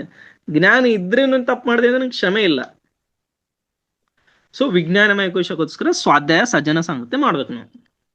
ಯಾವುದೇ ಬುಕ್ಸ್ ಓದ್ರಿ, ಯಾವುದು ಒಳ್ಳೆ ಆಧ್ಯಾತ್ಮಿಕ ಬುಕ್ಸ್ ತಗೋರಿ, ಆಧ್ಯಾತ್ಮಿಕ ಬುಕ್ಸ್ ಓದ್ರಿ. ಒಳ್ಳೆ ಚೆನ್ನಾಗಿದ್ದಿನ ಬುಕ್ಸ್ಗಳು ಬಹಳಷ್ಟು, ಯೋಗಾನಂದ ಪರಮಹಂಸರ್ ಬುಕ್ಸ್ ಇದೆ, ಭಗವದ್ಗೀತೆ ಇದೆ, ಒಳ್ಳೆ ಬುಕ್ಸ್ ಇದೆ. ಸೈಂಟಿಫಿಕ್ ಜಾಯ್ ಡಿಸ್ಪೆನ್ಸ್ ಅವ್ರ ಬುಕ್ಸ್ ಇದೆ, ದ ಸೂಪರ್ ನ್ಯಾಚುರಲ್ ಬುಕ್ ಅಂತ ಚೆನ್ನಾಗಿರೋ ಬುಕ್ಸ್ ಇದೆ. ಬುಕ್ಸ್ ಓದಿ, ಇದರಿಂದ ಜ್ಞಾನ ಹೆಚ್ಚಿಗೆ ಮಾಡ್ಕೊಳ್ಳಿ. ಅದರಿಂದ ನಮ್ಮ ಕಾನ್ಶಿಯಸ್ ಲೆವೆಲ್ ಹೈ ಆಗುತ್ತೆ, ನಾವು ರೆಸ್ಪಾಂಡ್ ಮಾಡೋದು, ನಾವು ಮ್ಯಾಚುರಿಟಿಯಿಂದ ಮಾತಾಡೋದು, ಇದೆಲ್ಲ ಚೆನ್ನಾಗಿರುತ್ತೆ ವಿಜ್ಞಾನಮಯ ಕೋಶದಿಂದ. ಸೊ ಇವು 4 ಮಾಡಿದ್ರಿ ಅಂತ ತಿಳ್ಕೊಳ್ಳಿ, ನೀವು ಆನಂದವಾಗಿರ್ತೀರಿ. ಡೆಫಿನೆಟ್ಲಿ 1000% ನಾನು ಹೇಳ್ತೀನಿ, ಆನಂದಮಯ ಕೋಶಕ್ಕೋಸ್ಕರ ಏನು ಮಾಡಕ್ ಅವಶ್ಯಕತೆ ಇಲ್ಲ ನಿಮ್ಗೆ. ಇವು 4 ನೀವು ಚೆನ್ನಾಗಿದ್ರೆ ನೀವು ಇಂಡೈರೆಕ್ಟ್ಲಿ ಆನಂದಮಯ ಕೋಶದಾಗೆ ಇರ್ತೀರಿ. ನೀವು ಆನಂದಮಯ ಕೋಶ ನೀವೆಲ್ಲ ಫುಲ್ಫಿಲ್ಮೆಂಟ್ ಆದ್ಮೇಲೆ ಆನಂದಮಯ ಕೋಶನೇ ಪತ್ರಿ ಸರ್. ಈಗ ನೋಡ್ರಿ, ಧ್ಯಾನ, ಸ್ವಾಧ್ಯಾಯ, ಸಜ್ಜನ ಸಂಗತ್ಯ, ಸಾತ್ವಿಕ ಆಹಾರ ಅವ್ರು ಹೇಳ್ತಾರಲ್ಲ, ಇವು 4 ಬಂದು ಇದು ಯಾರು ಮಾಡಿಲ್ಲ ಅವ್ರು ರೀಸನ್ಸ್ ಹೇಳಕ್ ಸ್ಟಾರ್ಟ್ ಮಾಡ್ತಾರೆ, ಕಾರಣ ಹೇಳಕ್ ಸ್ಟಾರ್ಟ್ ಮಾಡ್ತಾರೆ. ಅದು ಸರಿಯಾಗಿಲ್ಲ, ಇದು ಸರಿಯಾಗಿಲ್ಲ, ಹಂಗಿಲ್ಲ ಹಿಂಗಿಲ್ಲ ಅಂತ. ಯಾಕ ಇವ್ 4 ಮಾಡತ್ತಿಲ್ಲ, ನಾವು ಮಾಡತ್ತಿಲ್ಲ ಅಂದ್ರೆ ಕಾರಣ ಹೇಳಕ್ ಸ್ಟಾರ್ಟ್ ಮಾಡ್ತಾರ. ನೀ ಮೆಡಿಟೇಷನ್ ನಾ ಪ್ರಾಕ್ಟೀಸ್ ಮಾಡ್ತಾ ಇಲ್ಲ ಅಂದ್ರೆ ಇವೆಲ್ಲ ಕಾರಣ ಹೇಳಕ್ ಸ್ಟಾರ್ಟ್ ಮಾಡ್ತಾರೆ. ನಾವು ಇವು 4 ಮಾಡ್ದೇವು. 4 ಧ್ಯಾನ, ಸ್ವಾಧ್ಯಾಯ, ಸಜ್ಜನ ಸಂಗತಿ, ಸಾತ್ವಿಕ ಆಹಾರ, ಇವು 4 ಮಾಡ್ದವ ಫುಲ್ ಆನಂದ ಇರ್ತೇವೆ ನಾವು. ಫುಲ್ ಸ್ವರ್ಗ ನಮ್ಮ ಜೀವನದಲ್ಲಿ. ಸ್ವರ್ಗ ಎಲ್ಲೂ ಬೇರೆ ಕಡೆ ಇಲ್ಲ. ನಾವು ಸತ್ ಮೇಲೆ ಸ್ವರ್ಗ ಇರ್ತಂತ ಅಂತ ತಿಳ್ಕೊಬೇಡ್ರಿ. ನಾವು ಡೆತ್ ಆಗಿದ್ಮೇಲೆ ಸ್ವರ್ಗದಾಗ ಹೋಗ್ತೀವಿ ಅಂತ ತಿಳ್ಕೊಬೇಡ್ರಿ. ಸ್ವರ್ಗ ಎಲ್ಲೂ ಇಲ್ಲ, ಇಲ್ಲೇ ಅದ ಸ್ವರ್ಗ. ನೀವು ಎಷ್ಟು ಖುಷಿಯಾಗಿರೋ ಕ್ಷಣ ಕಳಿತೀರಿ, ಎಷ್ಟು ದಿನ ಖುಷಿ ಇರ್ತೀರಿ, ಇವೇ ಸ್ವರ್ಗ ಅಂತ ತಿಳ್ಕೊರಿ. ಎಷ್ಟು ದುಃಖದ ಇರ್ತೀರಿ, ಇಲ್ಲೇ ನರಕ. ಸೊ ಮನುಷ್ಯನ ಜೀವನದ ಭಯ ಏನಿರ್ತದ ಅಂದ್ರೆ ಸಾವಿನ ಭಯ ಇರ್ತದ, ಬಹಳಷ್ಟು ಭಯ. ಮನುಷ್ಯ ಅನ್ಸ್ತಾನ್ರಿ ಅದಕ್ಕ. ಸಾವಿಗೆ ಬಿಟ್ರೆ ಬೇರೆದೆಲ್ಲ ಅಂಜಿಕೆದವನಿಗೆ ಎಲ್ಲಕ್ಕಿಂತ ದೊಡ್ಡ ಭಯ ಹೇಳ್ತದೆ. ನಿಮ್ ಚಿಕ್ಕ ಭಯ ಇರ್ತಾವ ಎಲ್ಲರಿಗೆ, ಎಲ್ಲಕ್ಕಿಂತ ದೊಡ್ಡ ಭಯ ಸಾಯ್ತೀನಿ ಅನ್ನೋ ಭಯ. ಓಕೆ, ಮತ್ ಸತ್ ಮೇಲೆ ಎಲ್ಲಿಗೆ ಹೋಯ್ತೇವ ಅಂತ ಅದು ಒಂದ್ ಭಯ ಅವನಿಗೆ, ಬಹಳ ಭಯ ಇರ್ತದ. ಸೊ ಈ ಆಕ್ಚುಲಿ ನಾವು ಇವು ಸಜ್ಜನ ಸಂಗತ್ಯ, ಸ್ವಾಧ್ಯಾಯ ಮಾಡಿದ್ರೆ ನಮ್ ಫಿಯರ್ ಹೋಗ್ಬಿಡುತ್ತೆ. ನಾವು ಡೆತ್ಲೆಸ್ನೆಸ್ ಆಕ್ಚುಲಿ ನನ್ನ ಹೇಳ್ತೇನೆ, ನನ್ನ ಪರ್ಸನಲ್ ಓನ್ ಎಕ್ಸ್ಪೀರಿಯನ್ಸ್ ಹೇಳ್ತಿದ್ದೀನಿ. 2020ರಲ್ಲಿ ನಮ್ಮ ಒಂದು ತಂದೆಯವರು ಬಾಡಿ ವೆಕೇಟ್ ಮಾಡಿದ್ರು. ಸೊ ಅವಾಗ ನನಗೆ ಇದು ಅರಿವು ಇರಲಿಲ್ಲ ಅಷ್ಟೇನು ಆಧ್ಯಾತ್ಮಿಕತೆ. ನನಗೆ ಕ್ವಶನ್ಸ್ ಇದ್ದು, ಕೆಲವೊಂದು ಕ್ವಶನ್ಸ್ ಇದ್ದು. ನನಗೂ ಕೂಡ ಸಾವಿನ ಭಯ ಭಾಳ ಇತ್ತು. ಏನಾಗುತ್ತೆ ಏನಿಲ್ಲ ಈ ರೀತಿ ಇತ್ತು. ನನ್ನ ಕಣ್ಣೆದುರಿನೇ ನಾನು ಡೆತ್ ನೋಡಿದೆ, ನನ್ನ ಕಣ್ಣೆದುರಿನೇ ನನ್ನ ಮೃತ್ಯು ಹೆಂಗಾಗ್ತಾನೆ ಮನುಷ್ಯನ್ ನೋಡಿದ್ದೆ. ಒಬ್ಬ ಮನುಷ್ಯ ಸಾಯ್ತಾನೆ ಹೆಂಗಂತ ನಾನು ನೋಡಿದೆ, ಅಬ್ಸರ್ವ್. ನನ್ನ ಕಣ್ಣಲ್ಲಿ ನೀರೇ ಬರಲಿಲ್ಲ, ಆಕ್ಚುಲಿ ನೀರೇ ಬರಲಿಲ್ಲ. ಯಾಕಂದ್ರೆ ನಾನು ಕಣ್ಣಿದ್ರೆ ನೋಡಿದ್ದೀನಿ ನಾನು ಡೆತ್ ಏನಿದೆ ಅಂತ, ಲೈವ್ ಪ್ರೂಫ್. ಸೊ ಅದಾದ್ಮೇಲೆ ಟ್ರಾಮಾ ನನಗೆ 3 ತಿಂಗಳು ತನಕ ಆಡ್ತು. 3 ತಿಂಗಳು ತನಕ ತಲೆಯಲ್ಲಿ ಹೆಂಗ್ ಸತ್ರು ಅವರು, ಇದು ನನಗೂ ಬರುತ್ತಾ, ನಾನು ಸಾಯ್ಬೇಕಾ ಅಂತ ಈ ರೀತಿ ಬಹಳಷ್ಟು ಒಂದು ಭಯ ಭಯ ಭಯ ಭಯ ಆಗ್ತಾ ಇತ್ತು. ಅದರ ಆದ್ಮೇಲೆ ನಂಗೆ ಸ್ವಾಧ್ಯಾಯನೇ ಕಾಪಾಡೋದು. ಆಕ್ಚುಲಿ ಹೇಳ್ಬೇಕಂದ್ರೆ ಆ ವಿಸ್ಡಮ್ ಇರ್ತಿಲ್ಲ ಅಂದ್ರೆ ನಾನು ಬದುಕಕ್ಕೆ ಸಾಧ್ಯ ಇರ್ತಿರ್ಲಿಲ್ಲ. ಏನ್ ಮಾಡಿದೆ, ಹಿಂಗೆ ಯೂಟ್ಯೂಬಲ್ಲಿ ಹಿಂಗೆ ಚೆಕ್ ಮಾಡ್ತಾ ಮಾಡ್ತಾ ಓಶೋರ್ದೊಂದು ವಿಡಿಯೋ ಬಂದು, ಆರ್ಟ್ ಆಫ್ ಡೈಯಿಂಗ್ ಅಂತ. ಮೈ ಮೃತ್ಯು ಸಿಕ್ಕಾತಾವು, ನಾನು ಸಾವನ್ನು ಕಲಿಸುತ್ತೇನೆ. ಆರ್ಟ್ ಆಫ್ ಡೈಯಿಂಗ್, ಸಾಯುವ ಕಲೆ. ಓಶೋರ್ದೊಂದು ಹಿಂದಿಯಲ್ಲಿದೆ, ಆರ್ಟ್ ಆಫ್ ಡೈಯಿಂಗ್ ಅಂತ. ಯಾವಾಗ ನಂಗೆ ಭಯ ಆಯ್ತಿದ್ ನೋಡ್ರಿ, ರಾತ್ರಿ ಒಂದು 3 ಗಂಟೆ ಎಚ್ಚರಿಕೆ ಆದ್ರೆ 6 ಗಂಟೆ ತನಕ ನಿದ್ದೆನೇ ಬರ್ತಿದ್ದಿಲ್ಲ. ಸೊ ಅವಾಗ ನಾವು ಓಶೋರ್ದು ಇದು ಒಂದು ಸ್ಪೀಚ್ ಕೇಳ್ತಿದೆ, ಆರ್ಟ್ ಆಫ್ ಡೈಯಿಂಗ್, ಮೈ ಮೃತ್ಯು ಸಿಕ್ಕತ್ತ, ನಾನು ಸಾವನ್ನು ಕಲಿಸುತ್ತೇನೆ. ಅದು ಆದ್ಮೇಲೆ ಯಾವ ರೀತಿ ವಿಸ್ಡಮ್ ಅಂತಂದ್ರೆ, ಈ ಕ್ಷಣದಲ್ಲೇ ನಾನು ಸತ್ತೋದ್ರು ಏನ್ ಅನ್ಸಿಕೆ ಇಲ್ಲ, ನಂಗೆ ಭಯನೇ ಇಲ್ಲ. ಆ ರೀತಿ ಒಂದು ಸ್ಟೇಟಿಗೆ ಬಂದ್ಬಿಟ್ಟೆ. ಅಂದ್ರೆ ಯಾಕೆ ಈ ತರ ಆಗುತ್ತೆ ಅಂದ್ರೆ ನಮ್ಮ ಹತ್ರ ವಿಸ್ಡಮ್ ಇರಲ್ಲ, ಜ್ಞಾನ ಇರಲ್ಲ. ನಮ್ಗೆ ಜ್ಞಾನ ಐತೆ ಅಂತ ತಿಳ್ಕೊರಿ ನಾವು ಸೊಲ್ಯೂಷನ್ ಹುಡುಕ್ತೇವೆ, ಹೆಂಗಾದ್ರೂ ಮಾಡಿ ಸೊಲ್ಯೂಷನ್ ಹುಡುಕ್ತೇವೆ. ಯಾಕಂದ್ರೆ ನಮ್ಮ ಹತ್ರ ಬಹಳಷ್ಟು ಜ್ಞಾನ ಇರ್ತದೆ. ಇದು ಇಲ್ಲ ಅಂದ್ರೆ ಅದು, ಇಲ್ಲ ಅಂದ್ರೆ ಅದು, ಟೂಲ್ಸ್ ಇರುತ್ತೆ ನಮ್ಮ ಹತ್ರ, ಬಹಳಷ್ಟು ಟೂಲ್ಸ್ ಇರುತ್ತೆ. ನಾವು ಅದಕ್ಕೆ ಸೊಲ್ಯೂಷನ್ ಹುಡುಕ್ತೇವೆ. ನಾವು ಜ್ಞಾನ ಇರಲ್ಲ ಅಂದ್ರೆ ಪಾಪ ಹುಚ್ಚೋಗುತ್ತಾನೆ, ಯಾರಿಗಂತ ಕೇಳ್ತಾನ, ಅವನ ಸಮಸ್ಯೆ ಯಾರಿಗೂ ಹೇಳ್ಕೊಳಕ್ಕೂ ಆಗಲ್ಲ ಅವನಿಗೆ.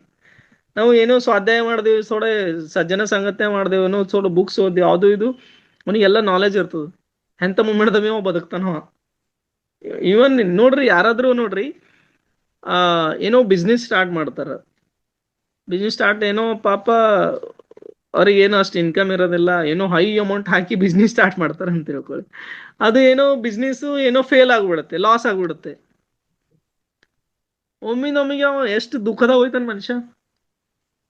ಅಂದ್ರೆ ಅವನ ಮೇಲೆ ಏನೋ ಅರಿವು ಇಲ್ಲ ಅಂತ ತಿಳ್ಕೊಳ್ಳಿ, ಸೂಸೈಡ್ ಮಾಡ್ಕೊಲ್ಲ ರೆಡಿ ಆಗ್ಬಿಡ್ತಾನವ. ಆ ರೀತಿ ಪೊಸಿಷನ್, ಯಾಕಂದ್ರೆ ಜ್ಞಾನ ಇರೋದಿಲ್ಲ. ಈಗ ನಾವು ಸ್ಪಿರಿಚುವಲ್ದಾರ ಹೆಂಗಿದ್ದೇನೋ, ಆಧ್ಯಾತ್ಮಿಕದಾರ ಏನೇ ಲಾಸ್ ಆಗಿಲ್ಲ ನಾವು ತಲೆ ಕೆಡಿಸ್ಕೊಂಬಲ್ಲೇವ್. ನಮ್ ಜೀವನದಲ್ಲಿ ಏನೇ ಲಾಸ್ ಆಗಿಲ್ಲ, ಯಾಕಂದ್ರೆ ನಮ್ ರಿಯಲ್ ಲಾಸ್ ಆಗಿಲ್ಲಲ್ಲ ನಮ್ ವಿಸ್ಡಮ್. ಅವ್ರ ಹತ್ರ ಅಷ್ಟು ಲಾಸ್ ಆದ್ರೆ ಬಹಳ ಟೆನ್ಷನ್ ತಗೋತಾರ. ಅಯ್ಯೋ ನಂದು ಇಷ್ಟ ಹೋಯ್ತಪ್ಪ ಅಂತ ಹೇಳಿ. ನಾವು ಹೆಂಗಿರ್ತೇವೆ, ಅದು ಸ್ಪಿರಿಚುವಲ್ದಾರ ಅಂದ್ರೆ ಇಷ್ಟ ಹೋಯ್ತಾ ಮತ್ ಇನ್ನ ಡಬಲ್ ಮಾಡರ್, ನಾವು ಇನ್ನ ಡಬಲ್ ತೆಗಿಯೋಣ. ನಾವು ಯಾಕೆ ಟೆನ್ಷನ್, ಯಾಕೆ ವರಿ ಮಾಡರಿ, ಯಾಕೆ ನನ್ನ ಹತ್ರ ಜ್ಞಾನ ಇದೆ, ನಾನು ಏನ್ ಬೇಕಾದ್ರೂ ಮಾಡ್ಬೋದು ಅಂತ ಕಾನ್ಫಿಡೆನ್ಸ್ ಇರುತ್ತೆ. ಆ ವಿಸ್ಡಮ್ ಇಂದಾನೇ ನಮ್ಗೆ ಧೈರ್ಯ ಬರುತ್ತೆ, ಇಲ್ಲದ್ರೆ ಧೈರ್ಯನೇ ಬರೋದಿಲ್ಲ ನಮ್ಮ ಹತ್ರ. ನಮ್ಮ ಹತ್ರ ಜ್ಞಾನ ಇತ್ತಂತ ತಿಳ್ಕೊಳ್ಳಿ, ನಾವ್ ಎದ್ದಕ್ಕೂ ಹೆದರೋದಿಲ್ಲ. ಏನೇ ಲಾಸ್ ಆಗ್ಲಿ ಏನೇ ಆಗ್ಲಿ ಒಂದ್ ಧೈರ್ಯ ಇರುತ್ತೆ, ನನ್ನ ಹತ್ರ ಬಂದೇ ಬರುತ್ತೆ. ಯಾಕಂದ್ರೆ ನಾನು ಧ್ಯಾನ ಮಾಡ್ತಾ ಇದ್ದೀನಿ ಮತ್ತು ಸ್ವಾಧ್ಯಾಯ ಇದೆ ನನ್ನ ಹತ್ರ ಅಂತ ಕಾನ್ಫಿಡೆನ್ಸ್. ಆಕ್ಚುಲಿ ಹೇಳ್ಬೇಕಂದ್ರೆ ನಂದು ಓನ್ ಎಕ್ಸ್ಪೀರಿಯನ್ಸ್ ಹೇಳ್ತೀನಿ. ನನ್ ಜೊತೆನೆ ಬಂತು ಒಂದು ಹೈ ಅಮೌಂಟ್, ಒಂದು ಲಾಸ್ ಆಯ್ತು ಅಂತ ತಿಳ್ಕೊಳ್ಳಿ. ನಾನು ಏನು ಟೆನ್ಷನ್ ಆಗಿಲ್ಲ, ವರಿನೇ ಮಾಡಿಲ್ಲ, ಯಾರಿಗೂ ಏನು ಹೇಳಿಲ್ಲ. ಯಾಕಂದ್ರೆ ನನ್ನ ಹತ್ರ ಒಂದು ಕಾನ್ಫಿಡೆನ್ಸ್ ಇದೆ. ವರಿ ಮಾಡೋದ್ರಿಂದ ಏನು ಯೂಸ್ ಇಲ್ಲ, ನನ್ನ ಎನರ್ಜಿ ವೇಸ್ಟು, ಮತ್ತೆ ಹೈ ಲೋ ವೈಬ್ರೇಷನ್ ಬರುತ್ತೇನೆ, ಮತ್ತೆ ದುಃಖದಲ್ಲಿ ಬೀಳ್ತೀನಿ. ಕಾನ್ಫಿಡೆನ್ಸ್ ಇದೆ ನನಗೆ, ಇದು ಹೋಯ್ತಾ ಮತ್ತೆ ಇನ್ನ ಡಬಲ್ ಮಾಡ್ತೀನಿ ಅಂತ ಕಾನ್ಫಿಡೆನ್ಸ್. ಅದು ನನಗೆ ಉಳಿಸಿತ್ತು. ಎಷ್ಟೋ ಜನ ನೋಡ್ರಿ, ಎಷ್ಟೋ ಜನ ನನ್ನ ಕಣ್ಣೆದ್ರೆ ನೋಡಿದೇನ, ಪಾಪ ಏನೇನೋ ಮಾಡಿ ಲಾಸ್ ಆಗಿ ಏನೇನೋ ಮಾಡ್ಕೊಂಡವ್ರು ಅವರು. ಯಾಕಂದ್ರೆ ಅರಿವಿರಲ್ಲ, ಆತ್ಮದ ಬಗ್ಗೆ ಅರಿವಿರಲ್ಲ ಅವ್ರಿಗೆ. ಅದಕ್ಕೆ ಪಾಪ ಅವರು ದೇಹನೇ ಬಿಡ್ಕೊಡ್ತಾರೆ ಅಂತ ತಿಳ್ಕೊರಿ. ಸೊ ನಾವು ಧ್ಯಾನ, ಸ್ವಾಧ್ಯಾಯ, ಸಜ್ಜನ ಸಂಗತೆ ಈ ರೀತಿ ಎಲ್ಲ ಮಾಡ್ಬೇಕು ನಾವು. ಸೊ ನಾವು ಬ್ರೈನ್ ಎಷ್ಟು ಯೂಸ್ ಮಾಡ್ತೇವೆ ನಮ್ಮ ಜೀವನದಲ್ಲಿ, 1% ಯೂಸ್ ಮಾಡಲ್ಲ. ಆಲ್ಬರ್ಟ್ ಐನ್ಸ್ಟೀನ್ ಅವರು ಸ್ವಲ್ಪ ಬ್ರೈನ್ ಯೂಸ್ ಮಾಡಿದ್ದಾರೆ ಅಂತೆ, ನಮ್ಮ ಬ್ರೈನೇ ನಾವು ಯೂಸ್ ಮಾಡಲ್ಲ. ಆಕ್ಚುಲಿ ಹೇಳ್ಬೇಕು ಅಂದ್ರೆ ನಮ್ಮ ಮೆದುಳಲ್ಲಿ ಬಹಳಷ್ಟು ಶಕ್ತಿ ಇದೆ. ಮನುಷ್ಯಗೆ ಒಬ್ರಿಗೆ ಸ್ಪೆಷಲ್ ಯಾಕೆ ಮಾಡ್ಯಾನ ಹೇಳ್ರಿ? ಯೂನಿವರ್ಸ್ ಯಾಕೆ ಸ್ಪೆಷಲ್ ಮಾಡಿದೆ ಮಾನವನಿಗೆ? ಪ್ರತಿಯೊಂದು ಜೀವಿಗೆ ಒಟ್ಟು ಹ್ಯೂಮನ್ ಒಟ್ಟು ಇಂಟೆಲಿಜೆಂಟ್ ಮಾಡಿಲ್ಲ. ನಾವು ಆಕಾಶದ ಮೇಲೆ ಹಾರ್ತೇವ್, ರಾಕೆಟ್ ರೆಡಿ ಮಾಡ್ತೇವ್, ವಿಮಾನದಲ್ಲಿ ಹಾರ್ತೇವ್ ನಾವು. ಬೇರೆ ಪ್ರಾಣಿಗಳು ಯಾಕೆ ಹಾರಲ್ಲ? ಬೇರೆ ಪ್ರಾಣಿಗಳು ಯಾಕೆ ಕ್ರಿಯೇಟ್ ಮಾಡಲ್ಲ? ಅವ್ರ ಹತ್ರ ಕ್ರಿಯೇಟಿವ್ ಬ್ರೈನ್ ಇಲ್ಲ. ಪಾಪ ಉಮ್ಮೋದು ಮಲಗೋದು ಅಷ್ಟೇ ಅಷ್ಟೇ ಅವ್ರದ್ದು. ಅವ್ರ ದಿನನಿತ್ಯ ಮಾಡೋದೇ ಅಷ್ಟೇ. ಅವನು ಬೇರೆ ಪ್ರಾಣಿಗಳಿಗೆ ನೋಡು, ದುಡ್ಡು ಅನ್ನೋದು ಒಂದ್ ಮನುಷ್ಯಗೆ ಒಂದು ದೊಡ್ಡ ಸಮಸ್ಯೆ ಆಗ್ಯದ. ಅವ್ ಪ್ರಾಣಿಗಳಿಗೆ ಅದ್ರ ಬಗ್ಗೆ ಅರಿವೇ ಇಲ್ಲ ಪಾಪ. ಅದು ಏನಿದೆ ಅಂದ್ರೆ ಪೇಪರ್ ಅಂತ ಹೋಗುತ್ತಾವ, ಇದೇನೋ ಪೇಪರ್ ಇದೆ ಅಂತ, ಅದಕ್ಕೆ ಅರಿವಿರಲ್ಲ. ಸೊ ಮನುಷ್ಯ ಅವನೇ ಕ್ರಿಯೇಟ್ ಮಾಡ್ಕೊಳತನ ಸಮಸ್ಯೆ, ಅದಕ್ಕೆ ಯಾರು ಕಾರಣ ಇಲ್ಲ. ಓಕೆ, ಸೊ ಯೂನಿವರ್ಸ್ ಏನ್ ಮಾಡಿದೆ ಮನುಷ್ಯಗೆ ಬಹಳ ಚೆನ್ನಾಗಿ ಮಾಡಿದೆ. ನಮ್ಮ ಮೆದುಳನ್ನೇ ಯೂಸ್ ಮಾಡ್ಕೊತಿಲ್ಲ. ಕರೆಕ್ಟಾಗಿ ಹೇಳ್ಬೇಕು ಅಂದ್ರೆ ಕರೆಕ್ಟಾಗಿ ನಾವು ಪ್ರಾಣಿಗಳಕ್ಕಿಂತ ಆಚೆಯಾಗಿ ಬದುಕ್ತಾ ಇದೀವಿ. ಪ್ರಾಣಿಗಳ ತರನು ಬದುಕ್ತಾ ಇಲ್ಲ. ಪ್ರಾಣಿಗಳು ಚೆನ್ನಾಗಿ ಬದುಕ್ತಾ ಇದ್ದೇವೆ ನಮ್ಗಿಂತ, ನಾವು ಪ್ರಾಣಿಗಳ ತರನು ಬದುಕ್ತಾ ಇಲ್ಲ. ಯಾಕಂದ್ರೆ ನೋಡಿ, ನಾವು ಬ್ರೈನ್ ಉಪಯೋಗ ಮಾಡಿದ್ರೆ ಖುಷಿಯಾಗಿರ್ತೇವೆ, ಬ್ರೈನ್ ಉಪಯೋಗ ಮಾಡಿದ್ರೆ ಕ್ರಿಯೇಟಿವಿಟಿ ಬರುತ್ತೆ, ಬ್ರೈನ್ ಉಪಯೋಗ ಮಾಡಿದ್ರೆ ನಾವು 4 ಜನಗಳಿಗೆ ಏನಾದ್ರೂ ಹೇಳ್ಬೋದು. ನಾವು ಬ್ರೈನ್ ಉಪಯೋಗ ಮಾಡಿಲ್ಲ ಅಂದ್ರೆ ನಾವೇ ಒಂದು ಲೋವರ್ ಸ್ಟೇಟ್ ಅಲ್ಲಿ ಇರುತ್ತೆ, ಯಾರಿಗೂ ಹೇಳಕ್ ಆಗೋದಿಲ್ಲ. ಸೊ ಪ್ರತಿನಿತ್ಯ ನಾವು ಮೆದುಳನ್ನು ಯೂಸ್ ಮಾಡ್ಬೇಕು ಕರೆಕ್ಟ್ ಆಗಿ. ಒಂದು 20% ನಾವು ಬ್ರೈನ್ ಯೂಸ್ ಮಾಡಿದಾಗ ನಮ್ಮ ದೇಹದಲ್ಲಿ ಎಲ್ಲ ಸಮಸ್ಯೆಗಳು ಕ್ಯೂರ್ ಆಗ್ಬಿಡುತ್ತೆ, ಲಾಂಗಿಟಿವಿಟಿ ಬರುತ್ತೆ. ಅಂದ್ರೆ ಏಜ್ ಆಗೋದಿಲ್ಲ, ಏಜಿಂಗ್ ಆಗುತ್ತೆ. ನಾವು ಚೆನ್ನಾಗಿ ನಮ್ಮ ಬ್ರೈನ್ ಚೆನ್ನಾಗಿ ಇಟ್ಕೊಂಡ್ರೆ ಏಜಿಂಗ್ ಆಗುತ್ತೆ. ನಾವು 60 ವರ್ಷದರ ಆದ್ರೆ ಬಿ 40 ವರ್ಷನವ್ರ ಹಂಗೆ ಕಾಣ್ತೇವೆ, ಏಜಿಂಗ್ ಆಗ್ತಾ ಬರುತ್ತೆ. ಯಾಕಂದ್ರೆ ನಾವು ಒಳ್ಳೆ ರೀತಿ ನಾವು ಬ್ರೈನ್ ಉಪಯೋಗ ಮಾಡಿಲ್ಲ ಅಂದ್ರೆ ಪಾಪ 20 ವರ್ಷನ ಇದ್ರೂ 50 ವರ್ಷನ ಕಾಣ್ತಾನ, ಆ ರೀತಿ ಆಗ್ಬಿಡುತ್ತೆ. ಅದಕ್ಕೆ ಚೆನ್ನಾಗಿ ಯೂಸ್ ಮಾಡ್ಬೇಕು ನಮ್ಮ ಬ್ರೈನಿಗೆ, ಮೆದುಳನ್ನು. ಫಸ್ಟ್ ಯಾವುದೇ ರೀತಿ ರೋಗ, ಕ್ಯಾನ್ಸರ್ ಯಾವುದೇ ರೀತಿ ಬರಲ್ಲ 20% ನಾವು ಯೂಸ್ ಮಾಡಿದ್ರೆ. ಇವಾಗ 40% ಯೂಸ್ ಮಾಡಿದ್ರೆ ಬೇರೆ ವ್ಯಕ್ತಿ ನಾವು ಹೇಳಿನ ಕೇಳ್ತಾನ. ಅಂದ್ರೆ ಆಕ್ಚುಲಿ ಇವಾಗ ನೋಡಿರ್ಬೋದು, ದೊಡ್ಡ ದೊಡ್ಡ ಆಧ್ಯಾತ್ಮಿಕ ಗುರುಗಳು ಎಷ್ಟೋ ಜನಕ್ಕೆ ಕಂಟ್ರೋಲ್ ಮಾಡ್ತಾರ. ಒಂದೊಂದ್ ಸಾವಿರ ಒಂದೊಂದ್ ಲಕ್ಷ ಪ್ರಾಕ್ಟೀಷನರ್ ಅವ್ರ ಹತ್ರ ಅಭ್ಯಾಸಕ್ಕೆ ಬರ್ತಾರಲ್ಲ, ಅವರಿಗೆಲ್ಲ ಕಂಟ್ರೋಲ್ ಮಾಡ್ತಾರ. ಯಾಕೆ ಅವ್ರ ಹತ್ರ ಶಕ್ತಿ ಇದೆ, ಅವ್ರ ಬ್ರೈನಿಗೆ 40% ಯೂಸ್ ಮಾಡ್ತಾರೆ. ಸದ್ಗುರು ರವಿಶಂಕರ್ ಗುರೂಜಿ, ಎಷ್ಟೊಂದು ಪತಂಜಲಿ ರಾಮದೇವ್, ಎಷ್ಟೊಂದು ಜನ ಇದ್ದಾರೆ. ಅಷ್ಟು ಜನಗಳಿಗೆ ಕಂಟ್ರೋಲ್ ಮಾಡ್ಬೇಕಂದ್ರೆ ಸುಮ್ಮನಿಲ್ಲ. ಒಬ್ಬ ರಾಜ ಎಷ್ಟೋ ಸೈನಿಕರಿಗೆ ಕಂಟ್ರೋಲ್ ಮಾಡ್ತಾನೆ. ಹೆಂಗ ಆ ಪವರ್ ಎಲ್ಲಿಂದ ಬಂತು? ಯಾಕೆ ಸೈನಿಕರ ಯಾಕೆ ರಾಜ ಕಂಟ್ರೋಲ್ ಮಾಡಲು? ಒಬ್ಬನೇ ರಾಜ, ಒಬ್ಬನೇ ಮನಸ್ಸು ಮಾಡಿದ್ರೆ ನೀ ಕಂಟ್ರೋಲ್ ಮಾಡ್ಬೋದು. ಬಟ್ ಅದು ಸಾಧ್ಯ ಇಲ್ಲ, ಯಾಕಂದ್ರೆ ಅವ್ನ ಬ್ರೈನಿಗೆ ವಿನ್ ಆಗ್ಯಾನೋ. 40% ಬ್ರೈನ್ ಯೂಸ್ ಮಾಡತಾನೆ. ಅದಕ್ಕೆ ದೊಡ್ಡ ದೊಡ್ಡ ಸ್ಪಿರಿಚುವಲ್ ಮಾಸ್ಟರ್ಸ್ ಅವ್ರ ಹತ್ರ ಹೈ ನಾಲೆಜ್ ಇರುತ್ತೆ. ಅವ್ರು ಒಂದು 100 ಜನ ಮ್ಯಾನೇಜ್ ಮಾಡ್ತಾರಂದ್ರೆ ಅವ್ರ ಹತ್ರ ಪವರ್ ಅದ, ಬ್ರೈನ್ ಪವರ್ 40% ಆಕ್ಟಿವೇಟ್ ಮಾಡ್ಕೊಂಡ್ರು ಅವ್ರು.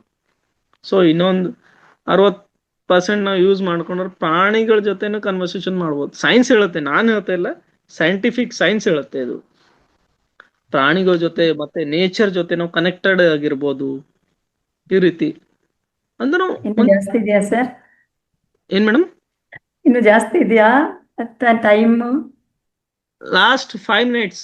Okay sir, okay sir, okay okay sir. So ನಿಮ್ಗೆ ಯಾರಾದ್ರೂ ಬೋರ್ ಆಗ್ತಾ ಇದೆ? ಬೋರ್ ಆದ್ರೆ I am very very sorry. Bore ಇಲ್ಲ ಸರ್, ಬೋರ್ ಇಲ್ಲ. ಏನಾದ್ರೂ ಬೋರ್ ಇದ್ರೆ ನನಗೆ ಕ್ಷಮಿಸ್ಬಿಡ್ರಿ last. Sir, it is not boring. ಮತ್ತೆ ಧ್ಯಾನ ಇದೆಯಲ್ಲ. So okay.